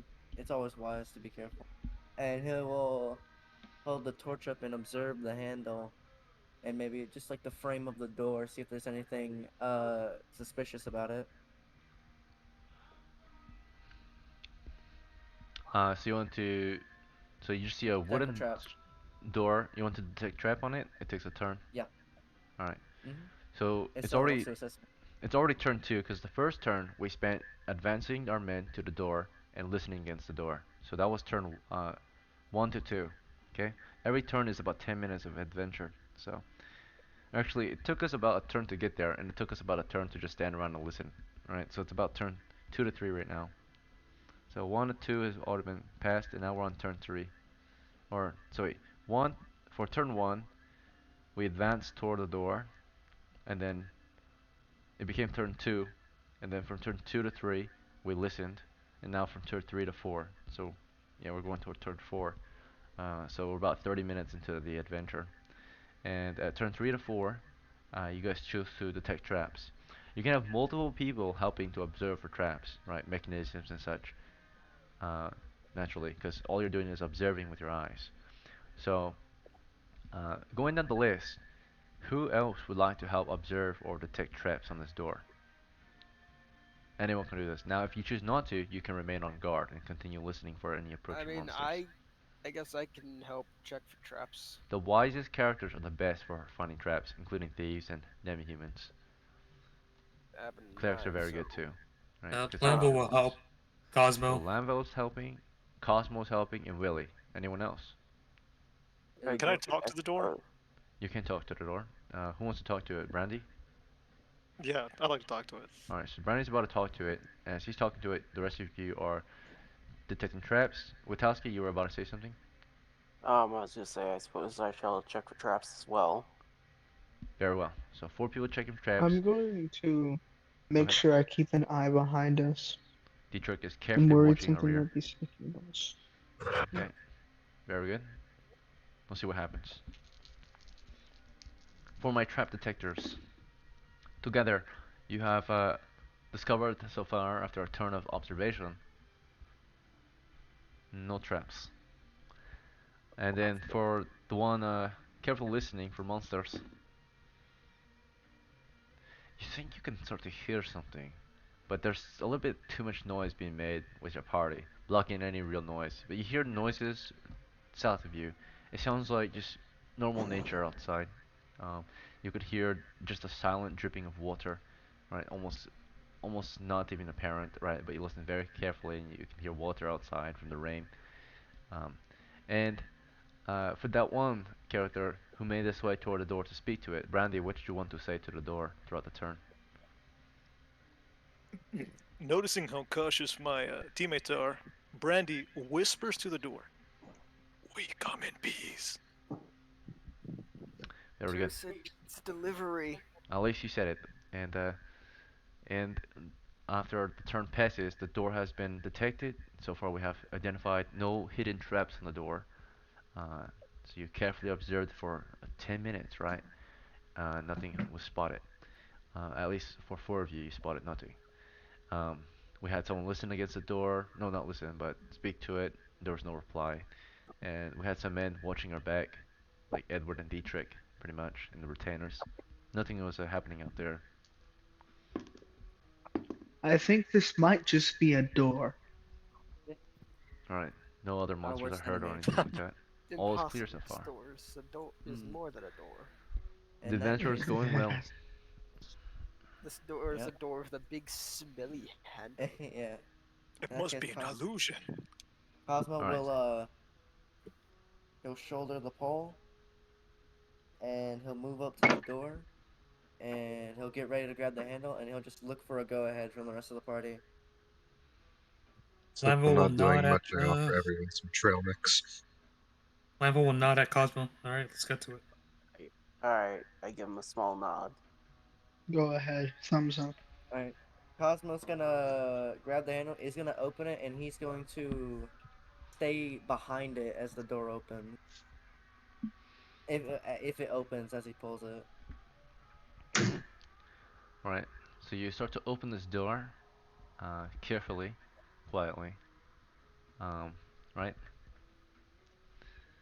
Let's see if you can, if it opens right away or not. It doesn't. It's stuck. Do you want to give it a force or a tug? You will make noise if you attempt. Mm, We If you don't pull really against have a it, choice. Wait, hold up. you Cosmo, should probably I send have the an idea. strongest. What if we spit on the door handle? On the hmm. big, Wait, Oil the door. big it smelly might be the door hinges. Does anyone have any oil? I have a rope. Why don't we tie my rope to the doorknob, If you run spit over on the back, door, and it'll then activate it. yank the door open? Alright. I thought didn't someone have oil earlier? We need Can I the check my extra forehead virgin for olive oil? oil. The rope might work, but it depends if it's a pull or push door. Are the hinges on our side, or is it? Do we see no hinges? You can. Let me see. Let me double check. You do not see any hinges on your side. It's a pull door. Or no, it's a Okay, push door. I mean. Yeah. so it's a push door. Yeah, yes, we have no choice but to push it open Well, or to yeah, force it Cosmo, open. It's gonna make noise, but no. yeah. Well, Cosmo tried There's pulling only it. one direction that hostile So, things could come from, and that's yeah, behind us. It's the cave yeah, entrance where there's light, so we can see them yeah. coming. So Yep, I, we I have It's no been idea pretty what's ahead. peaceful outside, but in the yeah, wilderness, you've heard, of course, in the yeah. world of Dungeons and Dragons, what man fears most is the terror of dragons, the tyrants over the wilderness. So, at some point, you don't know when, there may be a dragon on your tail, right? Just On the hunt. shove a torch up its anus. And, So Lambo will Let help the rope Cosmo do it. push the door open. Seduce. alright, so, We're gonna force the door open.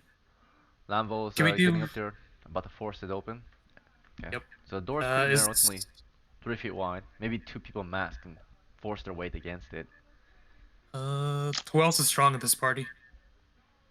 Not me. I mean, what was my strength stat again?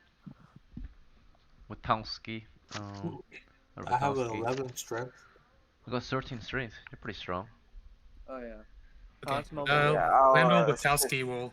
Yeah, Cosmo will make force way the- for the big bad dwarf, and he'll, since he put away his pole, he'll take out his sling and he'll just ready it towards the door. Very well. Lambo and Witowski are moving toward the door, getting ready to open it. As they're doing this, Cosmo's preparing a sling. Does anyone else want to take an action other than stand guard and ready? And I prepare my longbow. Sounds good. You want to move toward the front I with your prepare bow? my. I also prepare my Yeah, sure. All right. So, some of you are preparing, missiles, but this is a corridor naturally. So naturally, you only can have so many shooters in the corridor pointing their weapons right down the lane. So, maybe about 3 people max can maybe get a shot off. So, who will be our shooters? The 3 ready to shoot. I would recommend the best shooters of your team should move up behind Does magic the missile door count as a openers. shooter? You can stand behind the Doesn't that mean shooters, we basically only have but 3 people capable of launching stuff? Magic missile, arrow, and arrow. yeah, the magic missile that doesn't that automatically hits. So Brandy, as long as you can see his target, Brandy can stand behind the bowman. So technically you could have 4 shooters because Brandy can Yeah. cast magic Can I missile. prepare magic missile? You want to cast it now? If you cast it now, it Oh no. only Well, sticks around for 1 turn though, 10 minutes. oh, okay. No, no. Yeah, no. So I recommend you cast it and then throw it after. Let's see. Um, all right, so Brandy will not cast it quite yet. Um, But the rest of you, Brandy will stand behind the bowman. I recommend your strongest bowman. So like Edward's one of the best, right? He's a fighter with a longbow. He'll be very good. He gets 2 shots off per round that he chooses to shoot. Any fighter or dwarf or halfling with a bow will be very effective. So or sling, right? So you can name 3. We need 3 names to be the shooters. Is Edward is one. Does Asterisk want to come up? Asterisk want to move up and get ready to shoot. Asterisk? Hello. Halfling veteran Asterisk of House Lucas. Are you with Yeah. us? I'm sorry, microphone stopped working for a second. All is good. So we need 3 shooters to get ready to shoot at anything past the door once the doorman open it. Do you want to be one of them? One of the shooters? Yes. Very well. Alright, so Asterix moves up, and, well, we can have one more person, maybe. Now, this means that those preparing to shoot, if you shoot when the doormen are in the way, you're going to shoot your doormen. So even though your doormen are up ahead and you're ready to shoot, you have to wait till your doormen, fall back in line before you can shoot, if that makes sense. Yeah. Cosmo, he'll be one of the shooters just so he could provide light, adequate light. For the So shooters. how it's gonna go is, if you want your men to fall back, basically your shooters, there's gonna be about 2 of you at the very front, and one of you is ready to just kind of move up to take the tight formation, right? Because about 3 people can stand abreast in this quarter. So how it's gonna happen is pretty much you're gonna have a loose column first with only 2 of you at the front, 2 bowmen at the front. But how it's gonna happen is when the doors open, your men in the front or at the door can quickly fall back, get behind the shooters, and after they're behind the shooters, actually, they don't have to get behind you. Your shooters can fire past them, right? Over between their heads and their sides. So basically, they'll be your front line. You'll be directly kind of behind them shooting bow and arrow. But there'll only be about 3 of you at a time, right? Behind your front line. Right? Your front line would basically be a wall of meat to hide behind while you shoot bow and arrow, right? Or shield if they have one. We'll see. But they'll open ranks, so you can of course open fire against whatever's out there. If you open ranks, of course, you guys cannot do a shield wall quite yet. All right, so we know our shooters are going to be Cosmo, Asterix, and Edward. In that case, who's opening the door then? It's going to be the other 2, right? The fighters. Let's see. Yeah. And the dwarf. So with Fighters Talski and the and dwarf, Lambo. yeah. Right. Our All right. strongest. Let's see if you guys can force it in one attempt. We'll have some strong men up here. They give it a pull. Their first attempt. Lambo, what's your strength? +1, 13. Alright, failed. And Wachowski, what's your strength? I believe it was like 13. +1 Pretty bonus. high. Failed as well, unfortunately. Although you're strong, you both fail together. And you make noise instead of opening the door. Here's the noise check. The noise check, if we roll a 1, means that you get to hear a reply, right? Not instead of the door opening, a reply, as in you alerted some monsters, potentially. Alright, all is well, it's quiet still. Okay, so you give it a tug, you did not make much noise, fortunately. You want to try again? Yeah, we're going again. Yeah, Alright. you don't really have a choice here. Just continue to force it. Unless you had someone with 16 strength that can give you a better chance. But I don't think we do. No. No. fail and fail. All right, Oh. 2 more fails. Here's a check for Maybe we monsters. need another Nothing. person to help pull it open. All right, so you've tried twice now. 20 seconds have passed since they've tried. You want to try again? Nobody has a battle axe, right? No one has an axe. I have I a have. Anyone have a Yeah. crowbar, maybe? So I've got my war axe. war hammer. Maybe you wedge it. Mm, Did Increase your chance. smash the door open. Does anybody have a crowbar? Yeah, we smashed the door open. I'll do Smashing it. the door Yeah. would definitely make noise. It would That would permanently definitely- destroy this barrier. That's You might true. want this barrier for later. Yeah. Yeah. Just Does keep anybody have a That is also crowbar? No. Alright, we'll No just crowbar. try Wait, forcing the if game with your the hands. you could use the pokey end of the warhammer to pry it open. Because the Pop up the handle. warhammers are like work hammers, where they have the flat end and they have the sharp end on the other side. Indeed, a spike. You know? Yeah, use the spike to pry the door open. Kind of Yeah. wedge it. They could pull and pry, right? Because this is a medieval door. It's not like it's airtight. You can Yeah. wedge the spike in there and I crack it think Give it open. a you shot. Now underestimate to the wedge it quality will of make medieval noise though. But then once you wedge architecture. it, you will increase your chance to pull it open. That's true. So do we So I want have to to give it a shot? decide if Or do you want to just try Yeah. pulling with your hands again? Or not pulling, but pushing with your bodies? Or Let's try the door. pushing one more time, if that's okay with everyone. Yeah, might yeah, as well. sure, one Another more thing. time, and then we'll try to switch up the plan. Success. Okay. Finally, they get it open. The door Third finally time's a slams charm. open. Indeed, third time is a charm, it seems. And let's see.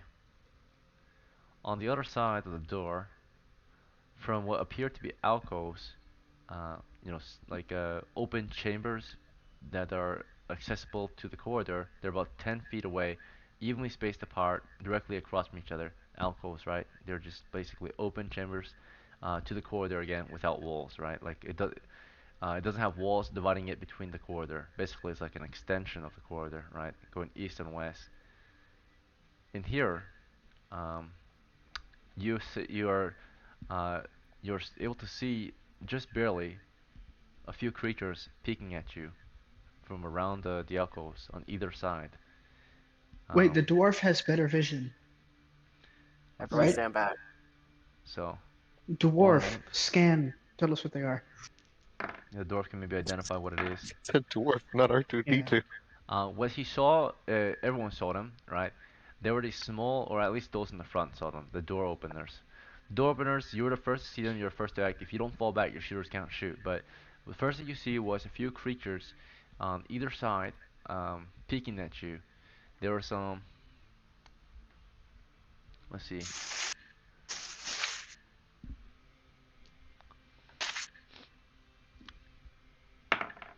There's just a few of them on either side. They'll appear to be these small, ugly humanoids, grotesquely shaped. They immediately kind of back up, and you can hear them whispering among themselves, right? They sound like a Goblins. right. All right. So as soon as that happened, right, the door openers. Do you want to fall back, or do you want to charge them, or what's your reaction? Starting with the door openers, Witowski and Lanville. Lanville's gonna fall back. Witowski, Yeah. fall back. Yes. You know what? On the one hand, I could. On the other hand, You have 10 seconds to What decide. what we can do is door openers Charge. fall back. Witowski, Shooters, you charge. okay. I choose to charge. All right. Witowski charges them, I'm gonna and fall back. as he I'm charges also them, gonna fall back. we cannot see them anymore. Alright. Wataski, the floor under your feet is weak, but you manage to get past it. And as soon as you get past this area, you are immediately flanked by spearmen from either side. Um, there's about 3 spearmen total. 2 from the east, 1 from the west. You run in there, you're speared at, and what's your weapon? You have an axe? Yes.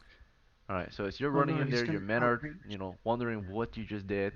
The bowmen cannot see any targets because they fell back into the alcoves. You ran between the 2 alcoves to target your enemies. You see 3 east, 3 west. Among the 3 east, 2 have spears, 1 has a bow. Among the 2 west, 2 have bows and 1 has a spear. Which way did you go? East or west? Um, I'll take the one where You have an whoever axe goes. that's short You have range. 10 seconds to Yeah. decide which direction. I'll take which direction had the two bowmen? West. I'll take west. Alright, so before you can further move anywhere toward the west, the spearmen stab at you with their, longer weapons. So here's their chance to hit. Our poor dwarf, 18 to hit. First one deals 2 points of damage, -1, because they're small and weak. So, fortunately, wait, let me check if they have a -1 or not. They don't have a -1, never mind. They're not that small. They just have a normal amount of damage. 2 damage to our dwarf, unfortunately, enough to kill the average man. Right? The average man will die from this wound. But the dwarf takes 2 damage, and he has more than 2 hit points, I think.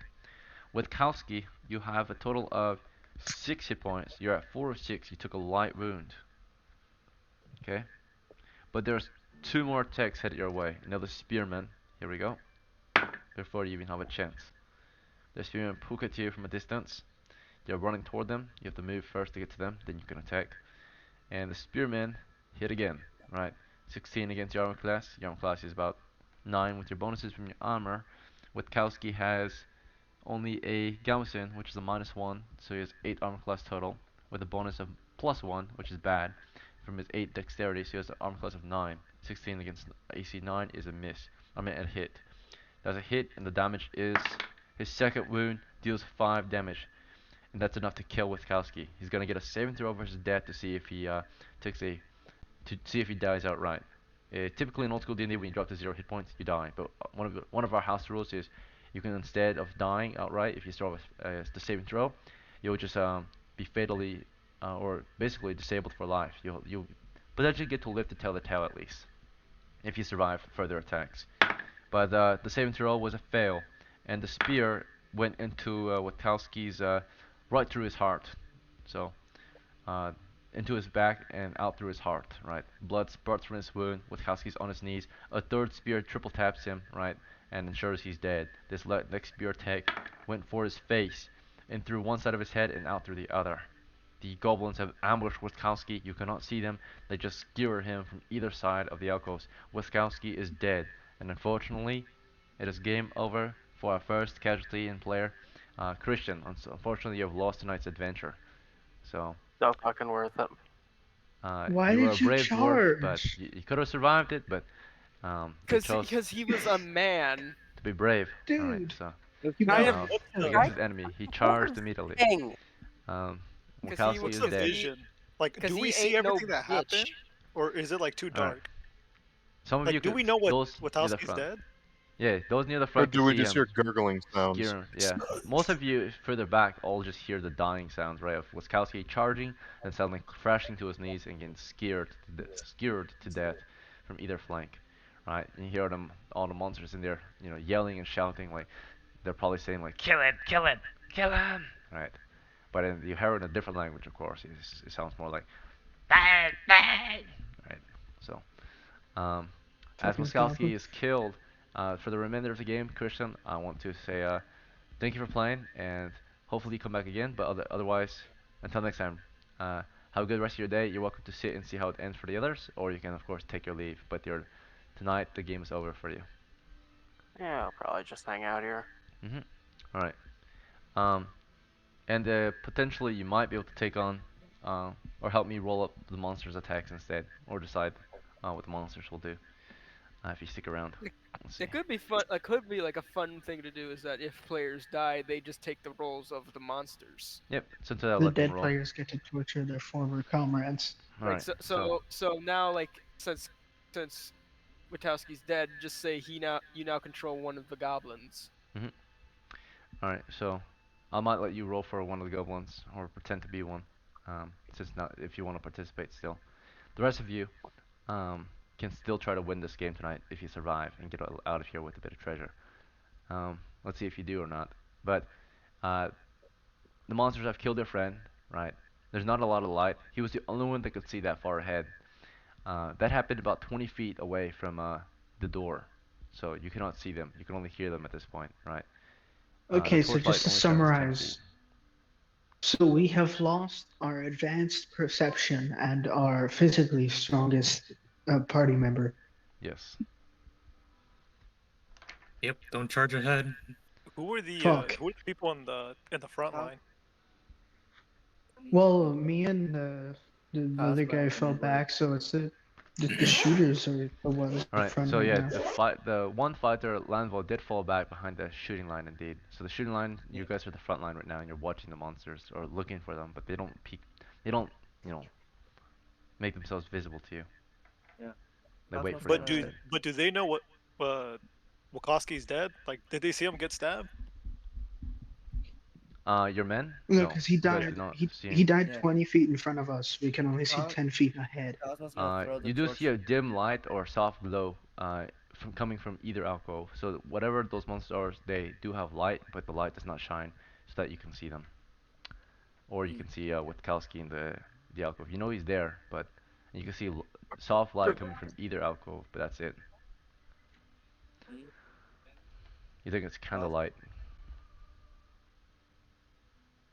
Uh, Okay, so magic missile is currently not usable yeah. because all the creatures are out of sight because we can't see them. Yeah. Cosmo's What we going can to. try to. Here's what we can We have try to, right? we have another torch bearer. So Cosmo, he's going to throw the torch. Into the next. Like the corridor. Where I the was Cos. gonna say what we could do is we could lure the monsters out of their alcoves by like throwing some slingshot rocks and maybe an arrow so that Yeah. they exit the alcoves and then wizard Yeah. can cast a Well, magic missile and they die.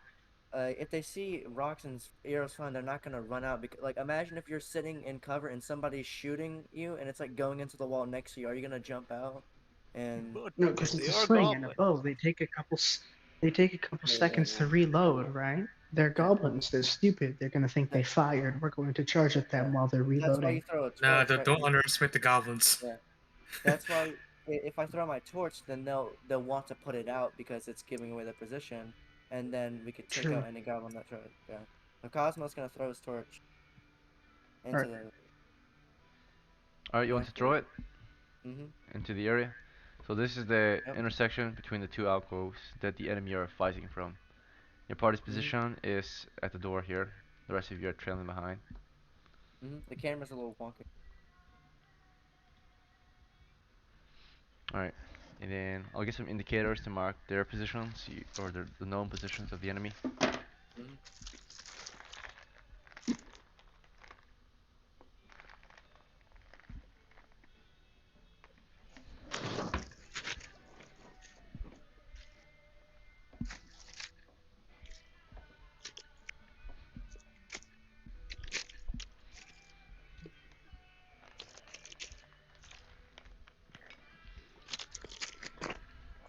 Brandy looks back to his party and Alright. states, "Do you think he's still okay?" Oh, poor him. Nah, think that so. sounded bad.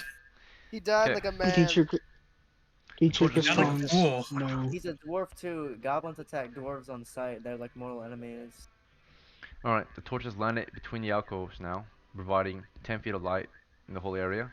Which reviews, the quarter continues another 10 feet ahead. So does that show the goblins?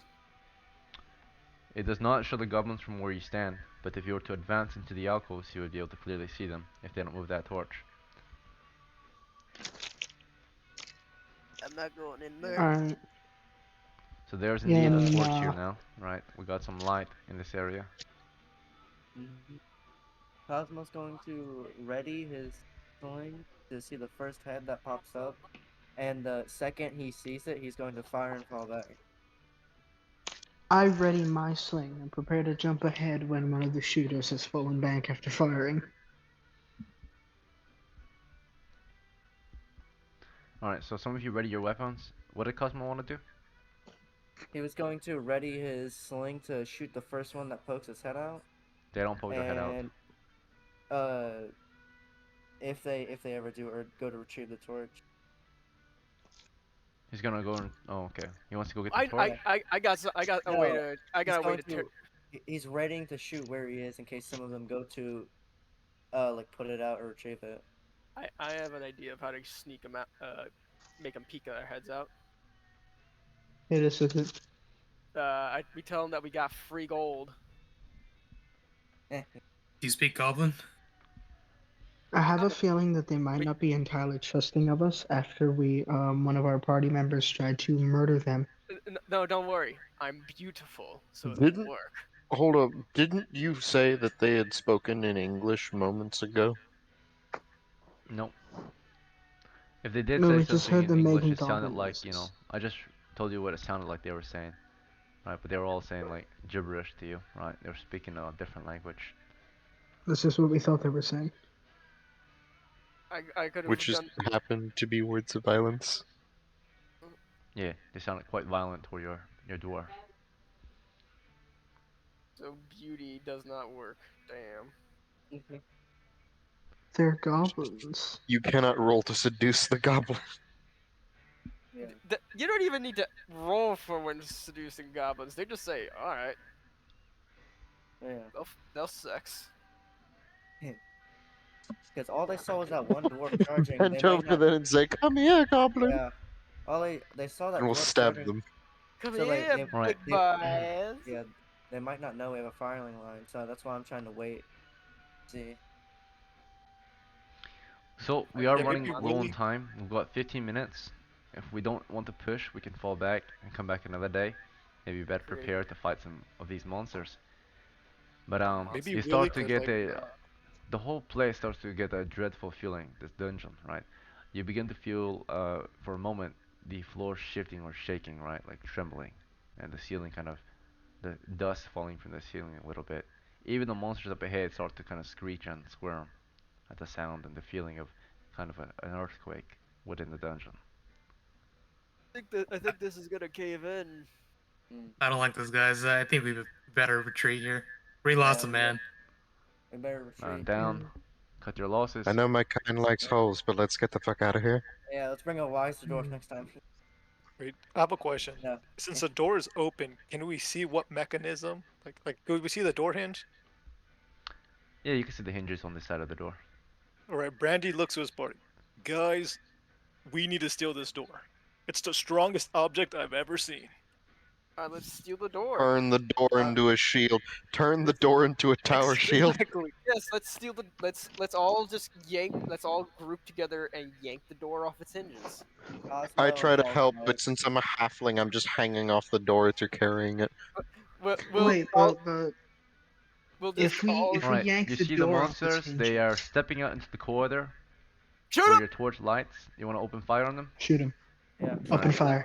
As soon as they step out, you guys start to open fire. Only 3 of you at a time can fire on their position. The 3 in the very front, the bowmen. This includes um, Edward and Cosmo and Dietrich, right? Yeah, sure. Or was it Asterix? I can't. No, it was Asterix. Yeah, It I was fell Asterix. behind. Okay, so Asterix, Edward, and Cosmo. The 3 of you are at the very front. You open fire on your enemy positions as soon as they appear. The ones that immediately you see are some spearmen. Behind them are some bowmen. But the spearmen kind of provide cover to the bowmen as the bowmen begin to retreat north. But you can see that some of them are carrying sacks, and the sacks are shaking with coin as if they have treasure. I have an. They're pushing northward, and you can hear their coins jingling and such, and their treasures, right, whatever they have. But you open fire in their position. Let's see if you kill them, right? Starting with Dietrich, um, or not Dietrich, Edward. Edward the fighter. He has 2 shots with his longbow. He has a close range. He can clearly see his enemies. He has a +1 for close range, or short range bonus. Edward, what's your dexterity score? 8. 8. Alright, -1 to hit. So total bonus is +0. So you get 2 shots because you're a fighter. You have fighting skill, which allows you to attack at twice the rate if you choose to attack. You do not have 2 actions, but if you attack, you attack twice because you're a fighter in our game. That's our house rule. I have an idea. We use our torch to light our arrows on fire to deal fire damage. Okay, here we go. Let's get this camera to focus. Willie, about that. We'll Here talk we about go. that later, but I can explain to you about that arrows. First attack is a 15 to hit. It is a hit. His foe steps out into the intersection, right? And is immediately shot by him for a total of 1 point of damage. Let's see if it's a kill or not. Shot him right in the It was a tallywhacker. kill. It was a puny goblin, Oh. a puny grotesque man that stepped out with a spear in hand, right? And his arrow went through his Crotch. face. It went Ass. through the face. Yikes. All right. So basically, my indicator is a 1 is a headshot, 2 to 3 is body shot, 4 to 6 is limbs, typically getting blown off. In this case, it's a headshot. So your first shot was a headshot, very good. Your second shot against a bowman was a miss, unfortunately, and this one's able to start fleeing north into darkness. Shooter from the second shooter of ours is gonna be, of course, the best shooters are the fighters, but we chose Cosmo and Asterix. Cosmo, as you open fire, technically they are unaware of your position, so your exact position. So I'll say it's a partial backstab. Um, they are also somewhat turning their back to you as they run north. So you wait for that moment and you get a full backstab, +4 attack, double damage against one of them. Yep. On the 15 plus if I 4, 19 hits. Yep. With on your the bonuses, archer, doesn't matter, it should still hit. Your damage is, what kind of weapon do you have? I have a sling. Sling. You get 2d4. 3 plus 4, 7 damage to your foe. It's a kill. Let's see where you him. Your sling The dick. In the dick. broke his neck. In It the went through his dick. neck. He crashed to the ground. Right, the stone just cracks open his neck and he spins about and slams to the ground dead. Right, so that's one. Alright, and then last attacker is our fight or our halfling veteran Asterix with his bow and arrow, his heavy short bow, right? Composite bow. Here we go. So he got a -1 from the heaviness of it, but he gets a +1 because it's a halfling. And what's his dexterity? Let's see. Dexterity score is a +1 bonus. Okay, so we got a total of +1 so far for bonuses. And then close range is +1, so +2 to hit. Here we go. First attack. 3 plus 2, 5, miss. Second attack.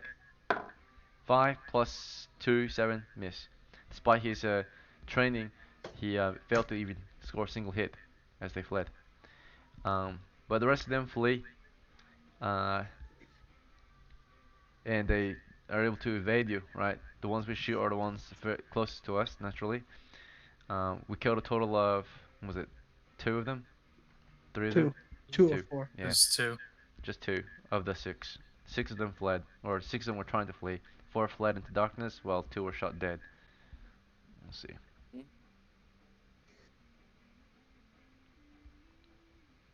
Alright, now what do we do? Game plan. Cosmo's going to take out his pole and he's gonna poke past the door for traps as we're approaching these bodies to loot and get out of here. Alright. You make way toward the I'm going to intersection. take You want to continue toward the intersection? Yeah. Cosmo poking ahead. Cosmo's poking ahead. Also, Dietrich is going to move to the front and ready a spear, so in case they jump out at us, I can just spear Prepare them. to defend them. Alright, so Guys, you're Yeah, Cosmo. prepare for ambush. Someone let's else take a- also maybe prepare for ambush. Let's take a moment just to poke the ground, because when the dwarf ran up, I saw the ground was about to give way. There's probably a pitfall trap right there. Gonna Yes. poke at it? So once again, ready my warhammer. Sounds good. Asterix Can or Brandy still work on trying to remove the door hinge? Alright, yep, he's working on it now. How do you plan to remove the hinges? Could I prepare magic missile? You want to cast it on the hinge? Old-fashioned hinges like that are made so that you can literally just lift the door up, Asterix, like you're a for ease genius. of I ease of tried it repair. with- Instead of just ripping it off, just like carefully lift the door up, and it'll. Let's, we should get the loot and get out of here before we get eaten by something. Yep. Yeah. Cosmo, can you check the Brandy, ground first, though? Yeah, Alright. Cosmo. Brandy check taking So the- one, Asterix everyone gets one advised- action. Alright, so let's see what everyone's action is. We're gonna go I down tried the to list. lift the door off its hinge. So Brian's gonna try to lift the door. Alright, you guys can make suggestions, but let's make it quick, okay? But everyone will get one action throughout the turn. So we know Brownie's trying to lift the door open, and as he's trying to get the door, Cosmo, you're trying to prod ahead. Yeah. Okay. As you're trying to prod with Kowski, what's your action? Oh, he's not here. Oh, he's dead. He's dead. My bad. Let me highlight that name. Keep that in mind. Paul Waskowski. Killed in action. You're not old school unless you die. Alright. As part of the old school trials, one of your characters will die, at the very least, in your early times. So your first character, if you don't want it to die, you probably roll up a second character, and that one might die. So someone will die in the year ranks. Um, Sooner or later. Let's see. Um, Asterix. Yep. Let's see. What's your action throughout the turn? Aren't they helping lift the door? Oh, right. So you're getting the door with Brandy.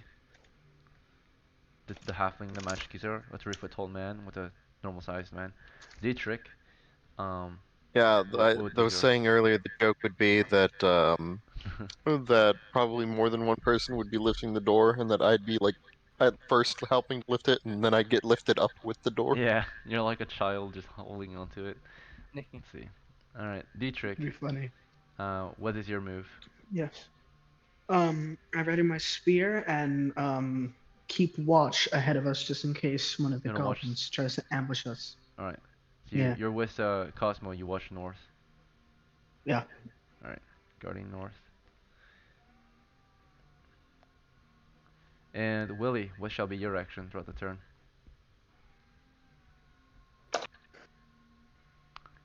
Willie, the acolyte of House Ryan. Are with us? I'm helping yank rip off a door. Okay. So 3 people on the door. Okay, and then Edward, what is your action throughout the turn? Uh, point my arrow ahead just in case the goblins come back. Okay, you're guarding with your bow and arrow. All right. And then, So we got two people preparing for ambush, one person prodding ahead, and everyone else trying to lift the door. I'm Right? writing it down. Okay, Lanvo, what's your action? I'm gonna help Cosmo prod ahead with my spear. So we're Okay. prodding the same floor. Prod together, increase your chances. Oblex, would just kind of rear guard, watch the south end. Alright, throughout the turn, what actually ends up happening is, let's see. The door, of course, is being pulled up, right? We're gonna say that there's a 2 in 6 chance that the door is not exactly what you thought. The door might be a different kind of hinge, right? 4 in 6 chance that it's exactly what you had in mind. You were clever enough, and it turns out the door was exactly what you thought it would be like. So only a 2 in 6 chance of failure, which is a pretty good chance. Alright, success. You were clever, you were smart, and it turns out that the door was exactly what you thought. The hinges were able to be parted ways, right? And you lift the door up and you can carry it home. The door is freaking heavy though. Weighs about 300, no, about 150 pounds. Yeah, Now it we would weigh now we just make heavy wooden door. now we make this a shield with 2 handles. I And agree, let 2 Willie. people hold. It is as and heavy let as a 2 people man, hold right? it. So Yeah, we have it. We put 2 handles on it, so 2 people grab There's it. It's like a a 2-man wall. shield. Yeah, it's about 3 feet wide, 7 feet tall. Oh, wait. If you like take a table leg and hinge it to it, you can turn it into like a pavese, a standing shield. A pavis. Actually, we're gonna say it's about 50 pounds. Yeah, it's only about 50 pounds. So it's a wooden door, weighs about 50 pounds. So you should be able to carry it. One person should be able to like wear it on their back. It's only 3 feet wide and 7 feet tall. Here we go. It's a old wooden door. Mhm. Okay. Okay. So you pulled it off the hinges. As you guys are pulling off the hinges, some of you prodded ahead and tapped on the floor and discovered loose bricks. And the bricks would have fallen through into a small pit, revealing. Um, so it drops down into a 3 foot wide, about 1 foot deep pit. The bricks just kind of fall into what looks like a lot of stinky mud paste. It smells like shit. In this Okay. shit, you see a bunch of like shrapnel or like broken pieces of like pots and stuff, sharp straps. Oh. and a Alright. few It's wooden stakes pointing out of it. So Mm. a small booby trap, right? yeah. The How second- can we are we able to like step around it, or can we just quickly You could easily jump step over around it? it. Again, it's only Yeah, the corridor is 10 feet wide. This is only 3 feet wide, so it's only a third Yeah. of the width of the Okay. corridor, yeah. The and that's in the second middle Landmon, of it. So yeah, it's the like that second it on the map, a collapses, small little X. the second it collapses, Cosmo's gonna be like, "Get the bodies," and he's gonna go for the sack. He's gonna put away all of his, and he's gonna go for the sack, and he's gonna get out of there. right. I'm sure Landvol's Casey gonna go puts forward. pressure. He's gonna grab the dwarf's body, and then Well, one moment. So after you prod it, while you were prodding those on guard, let's see if you noticed anything. The place has been pretty quiet. Your men are making noise. That's about it. Um, Once again, you kind of feel a trembling in the structure of the dungeon, right? Uh,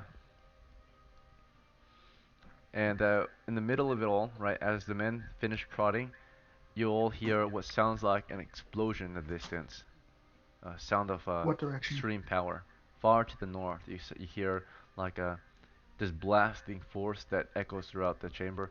It's barely audible from where you stand, but that sound has made the dungeon shift again, right? The whole like corridor, you can see like kind of shakes a little bit, and sand from the ceiling falls onto your helmets and heads and such. Something out there created a large explosion sound, or I think very someone's like a ripping thunderclap ass. sound, right? Yeah. Someone's I think ripping ass, someone's maybe. ripping fat Yeah, ass in as this Correct at Cosmo, dungeon. Taco Bell. Cosmo hears this, and he says, "We need to go now." As he's like, he's trying to get that sack and get out of here. That could very Something's in well this be a cave and it's dragon. ripping some fat ass. Alright, so the Right cat might after have been Taco awakened, Bell. right? The mice have entered the house, and are just nibbling at the little bit of treasure we got here. Immediately after the portal was prodded, the men moved forward and found two dead monsters here, right? Small, grotesque men. All they have is one has a spear and one has a spear, so they both have spears. The spears are in poor condition though. They're rubbish, right? Or rusty. Mm, yeah. The shoe game. I'll grab a sack and I'll grab a spear, and then I'm gonna run out. There's no sack. um, The Oh, sacks were there's no carried sacks in away. there. Oh, how I about thought we killed an archer. just put one of the goblin bodies? Yeah, I thought I killed We did an not archer. shoot any archers. We shot the spearmen who were protecting the archers. The archers ran off. Oh, Well, we would have had to go through the whole line to hit the archers. Yeah, the spearmen were in the way of the archers, so the Okay. closest or the visible targets were the spearmen. Okay, But you he'll killed just two grab of. his spear and he'll grab the spear, he'll grab the goblin body, and he'll go as quick as he can to the exit. yep. Alright, so we got Landvol's two good. rusty spears. They look like they belong to soldiers at some point, but they're just old and rusty. The goblins have looted them, it looks like. Goblins typically cannot make their own weapons, right? They're just demons, right? So you take What? their weapons, you take their heads off. How do you cut their heads off? He's just gonna grab the body and The bodies? Yep. he's And light. He's just gonna grab it and go as quick as he. Alright, you're dragging it. It's still pretty heavy for Cosmo. So two people on one body would be best. Landvol's gonna grab the dwarf and start pulling him back. Okay, get him out of here. Build some reputation, bring him How home. much weight can we carry? Every man can carry up to 160 pounds, typically. The same weight that every man can lift or march with the same as they weigh, right? Yep. For those who aren't doing anything with the door, can you guys help us with the bodies? We can sell the goblin heads and get some money, and we gotta carry out Wotowski. I'll be carrying the door on my back. I'll Uh, help carry the I- dwarf. I can carry the spears for you. Alright. As you're picking up the bodies and preparing to drag them out, and some of them are holding onto the door still, getting ready to maybe leave at this point, we hear a sudden, kind of, roaring echo far down the north corridor. It sounds horrifying, right? It sounds like a T-Rex, right? Just roaring down the corridor. Time to get the fuck out. Right. It's probably And then nothing. as soon as you hear that, Fine. you just hear like a door being slammed open, right? Yeah. And clawing, hitting or scraping the floor, and it's moving pretty quick. You hear like the floor at this point is like, or the floor beneath your feet is trembling, right? Like I recommend with we every step. leave before we fall Yep. into the bottom of the Cosmo ground. runs with all of his strength. He pumps his legs and All right. goes. Your men make their way for the exit. It's only one way. It's to the south where daylight is. You drag The out the problem. bodies, you drag out the weapons, you drag out your dead friend, you drag out the door, and you get outside, Wait, wait, wait, back out wait. We into. could put Vitkovsky on the door. Oh yeah, you could carry all the bodies on the door. Oh, you're right. Asterix, you're a genius. Once again. Very good. Brandy All says right. out loud. Thanks. Asterix, you lay the door flat. You use it as a stretcher. Two men hold the door, or four men, right, and put the body over it, so that you can march easily with the body of your friend. As for the dead Now my final monsters, drop you of guys want to genius keep to those walk still, out or do you doing just the want to coffin behead them? dance. I have an idea of something that I wanted to do when we make it to like the exit. We are at the exit. Alright, I'm gonna shoot an arrow just blindly into the cave, just trying to scare it off. Scare off. All right. You just fire a shot in the direction of Oh god. whatever's coming. Right. All right. The shot was Cosmo fired. step You minus one to arrow. the Lost to darkness. -1 arrow. Mhm. Cosmo keeps going. Or what's your weapon, Willie? What did you fire with? Uh, Short bow. Okay, yeah, minus one arrow. All right. The men have made their Wait, way aren't out. you the one with a longbow? No, He's a short one. Oh. I'm the one with very shitty stats.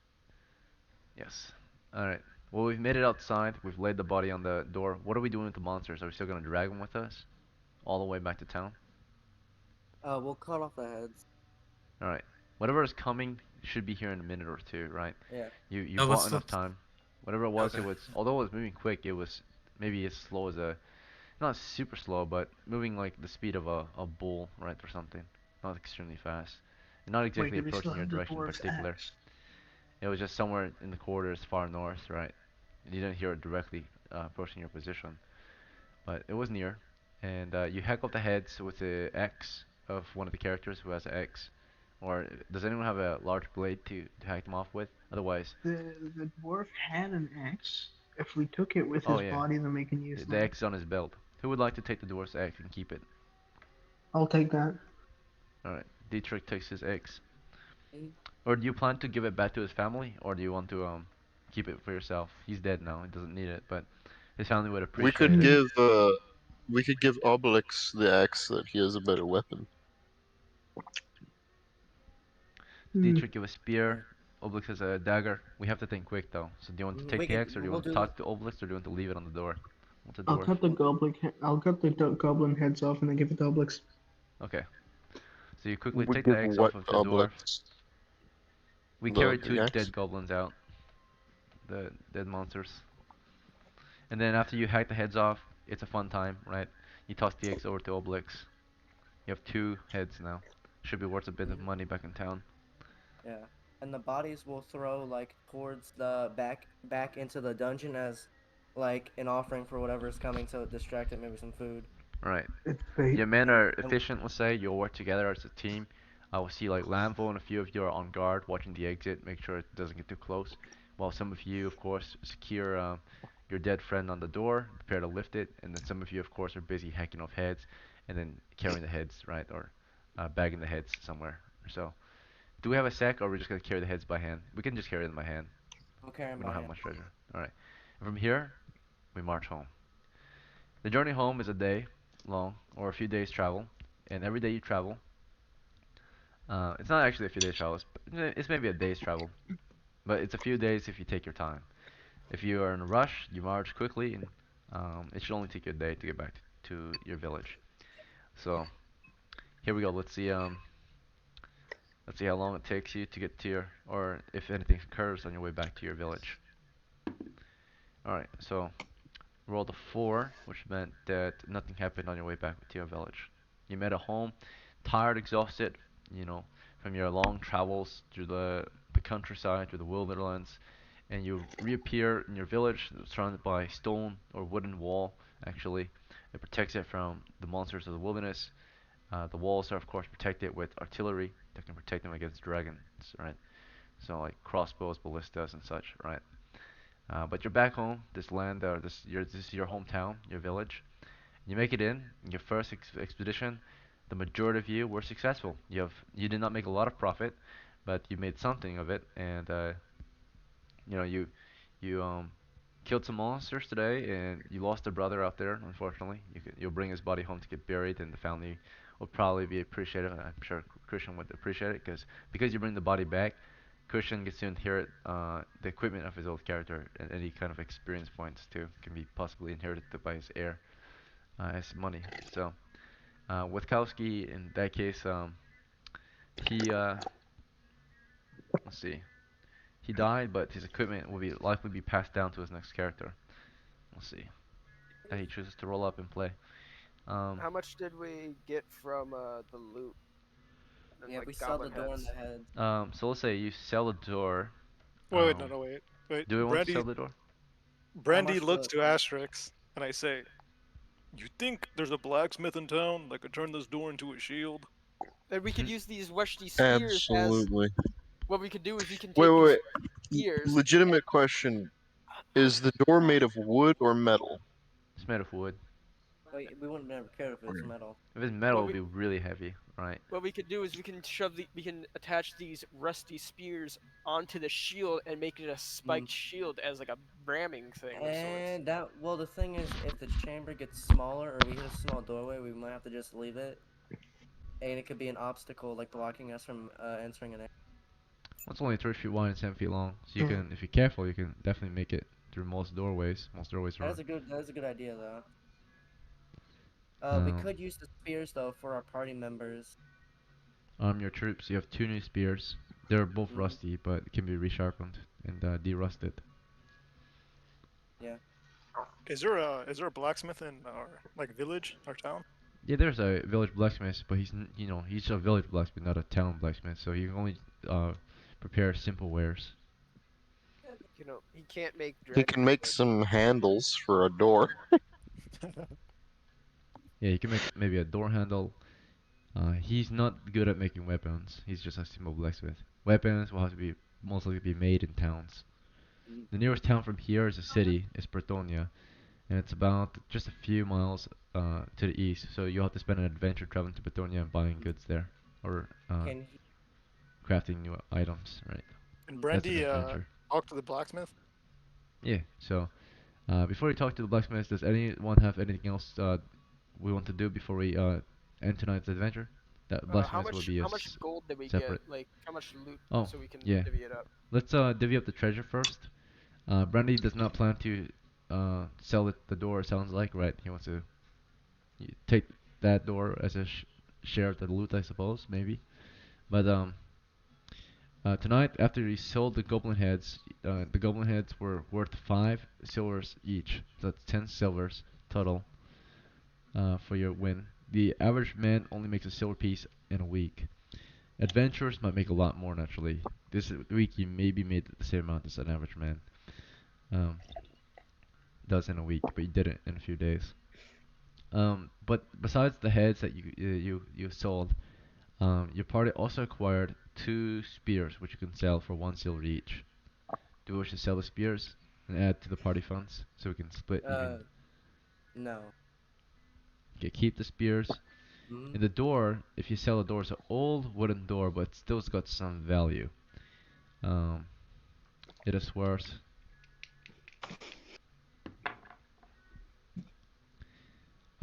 The door itself is worth 5 silver pieces.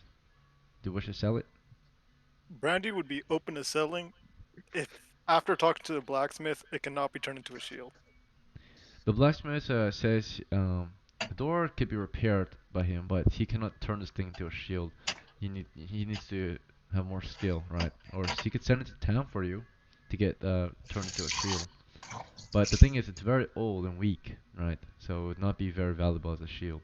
Shields should be sturdy and strong, and fresh, Yeah, prepared, it's and like half. flexible, It right? doesn't have Isn't the rotting. entire Yeah. reason we took this thing for the purposes of turning it into a shield is one, it was strong enough to be used as a stretcher for all kinds of random I crap, mean, we could including sell a it and fully buy a armored shield. and clothed dead body. And then it took a lot of brute force and nothing damaged it. Well, we could The sell it the and buy. armor or the blacksmith is like, oh, that is a good point, but what what says it's not worn down by now? Who says? How do we know it's not about to break on me if I were to or break on you if I were to have someone turn into a shield? What if it's at Asterisk its says breaking point? punch the door. Asterisk punches the door. You want to punch it hard? No. I'm not saying that I punch it. I'm telling the big guy to punch it. Oh, the blacksmith or the big guy? Um, What do you mean by big guy? The strongest guy in your team? I, yeah. Brandy. I'm telling Brandy to punch the door. Oh, Brandon, you want to punch it? Mm, Your door? if Asterisk rolls a persuasion check, then yeah, he can persuade me. Well, there's no persuasion checks back then. But there was reactions, but that's only against NPCs. You're not NPC, Oh, so okay. Then I can Brandy kick the taught. door. you kick the door. Who wants to kick it? Dietrich? I'll kick it. Yeah. You want to kick it It's hard if or we're just? doing a sales pitch. All right. I'll kick it hard. We gotta prove that this You'll store is force doors on it. real sturdy boy. All right. You kick it hard I as you throw can, myself onto it. and Willie also throws himself against it, and you hear it cracking and splintering under your weight, but it does not exactly break. It just cracks and splinters under your weight. You see, it's perfectly sturdy. Not Chunks like we of it just are falling completely off, removed right? half But its it does dirt. not Oh completely fuck! break. I think we The might have put the it on the blacksmith track shakes his to head breaking. and says, it would be a waste to send it to be made into a shield, right? Because it's just gonna break on you in the middle of combat. Okay, sell the door. He says the furniture might buy the dwarf, but since you damaged it, it might be less valuable now. It's bent. So you show it to the finisher, right? He looks at it. Hold on. Wait. All right. Sell it as a premium item because now now it has history. It's got a story to it. It's practically an art piece. Well, what, You I say that have to an, I you want have to say that to I the have, finisher? It's a battle used door. The Yeah, old finisher. She's I like got an looking it idea. I over. have an You're idea. telling her the history Hang of it. on, hang on. She's shaking her head. Says, "Young man, I saw you across the road at the blacksmith's forge, beating this door out." Brandy perks up. Ma'am, we had to let out our frustration. We lost our comrade. He died for this door, ma'am. She looks at the door and We recognizes that there's carried him dried blood using on it. this door. Now that you mention it, she notices the blood stains on it now. It's from your dead companion being on there, right? This open wound just bleeding over the door. She then starts to smell it, and it smells horrible. It smells old and rotten and of dried blood. She says she will not buy it at this point. Now that you've told her that there's blood on it. Cheap bitch. Find a really edgy teenage kid. I have an idea. Why don't we The use maximum she'll buy it for if you go wash it is 1 silver now. Cosmo Oh just wow! he just looks at this and he's just smiling the whole time. Alright, so let's divvy up the treasure. So we don't sell the door, we keep it. I have an idea for the door, please. Oh, Uh, go ahead. we take it back to the blacksmith and tell him we know you can't make like weapons out of this, but can you at least use the wood to craft us new arrows? He does not know how to make arrows.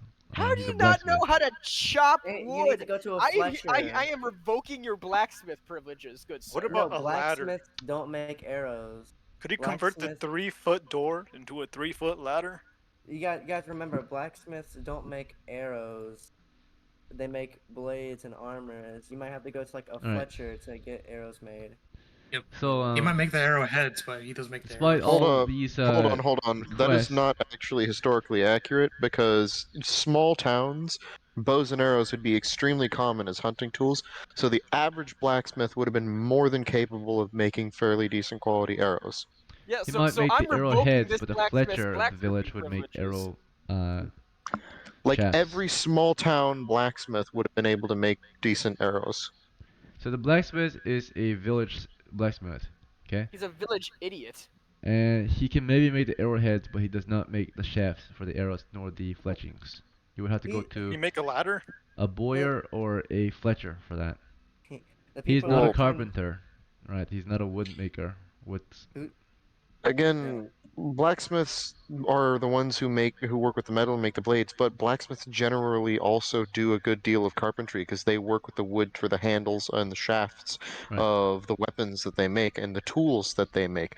So while a blacksmith isn't a carpenter, blacksmiths generally still also know how to make handles for, like, a shovel or something that they make. Or at the very least, know how to chop wood. Well, of course he can make Besides, something from, he can, of course he can make, a makeshift something, but he won't be able to do it professionally, like, well done. You're better off going to someone who actually works on those items, right? Anyone can perhaps make a makeshift thing, but to make a quality item properly, you want to go to the actual professional, right? The tradesperson. Everyone here can potentially make anything, right? But to do it well is a different story, right? To do it at the standard professionalism, right, is a different quality and service, right?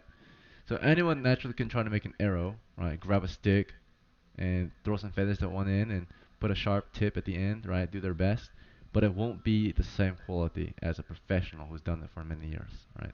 Does our village have a carpenter? Naturally. All right. Can Brandy get the So door I and take don't it to the see why carpenter? you would beg a blacksmith, right, to make you something that the carpenter I think can the probably do a takeaway is lot that the better for blacksmith cheaper. from this town probably just inherited it, was disowned by his dad, and is also particularly unskilled. And spends most of his day Please, huffing please, you turn this glue into a in the shield corner. that kicks door. Now, if the blacksmith was mean, he might have, of course, accepted your offer and just been a middleman for the carpenter, right? Just up the prices. But he's nice. He tells you and recommends you that if you want some carpentry to be done, visit the village carpenter. And then you All right. insult him Brandy, and tell him that he sucks at his job and says, all right, well, don't come back again. Brandy looks I'm at Willie. I'm revoking I his mean, so far, fucking. I don't think any of us have, like, actually stated what we're saying to the carpenter. We're just discussing out of character. No, well, Before in old school before going D&D, to we the don't really carpenter, discuss out of character, but all right. Before everything going you to the say is somewhat carpenter, translated. Yeah. Brandy looks to Willie and he says, "Willie, please, you are beautiful. Can you come with me to convince the carpenter to make this door into a 3-foot ladder?" Of course I can. Hi. I You can do that can. because I am the beautiful man. All right. Also, by the way, fresh resources Asterisk are says, plentiful. offer him your wood if you have to. All right, You offer but the tallywhackers your wood. we're Hey, gonna hey, hey. wrap it up here because we are at the end of our game time. I don't want to keep you guys any longer than I should, right? So, to wrap things up, I'm gonna divvy out the treasure, and then if you want to further discuss in the future, you're welcome to. You guys can discuss things, and when you have a answer, you can let me know in the discussion channel, right? But for now, let me wrap it up here with the 10 silvers and the 9 members and with 1 retainer. Everyone gets 1 silver, including the retainer. Then, right? There's just 1 extra, so there was 9 of you, and everyone just got 1 silver for this adventure. So, who shall I'm get the extra fully silver? overlooked giving me a silver. Can we divide the silver like in the copper among the group? The extra silver. I'm imagining that this blacksmith spends his days Did you huffing guys send the glue. silver to Witowski's house for a sacrifice, or no? Yeah, Yes. that includes the Okay. share, right? Yeah. Because the Alright. goblin heads we got. 2, 3, 4, 5, 6, 7, 8, 9. Okay, there's just How much 1 is the extra. So who shall How take much is it? the goblin head worth?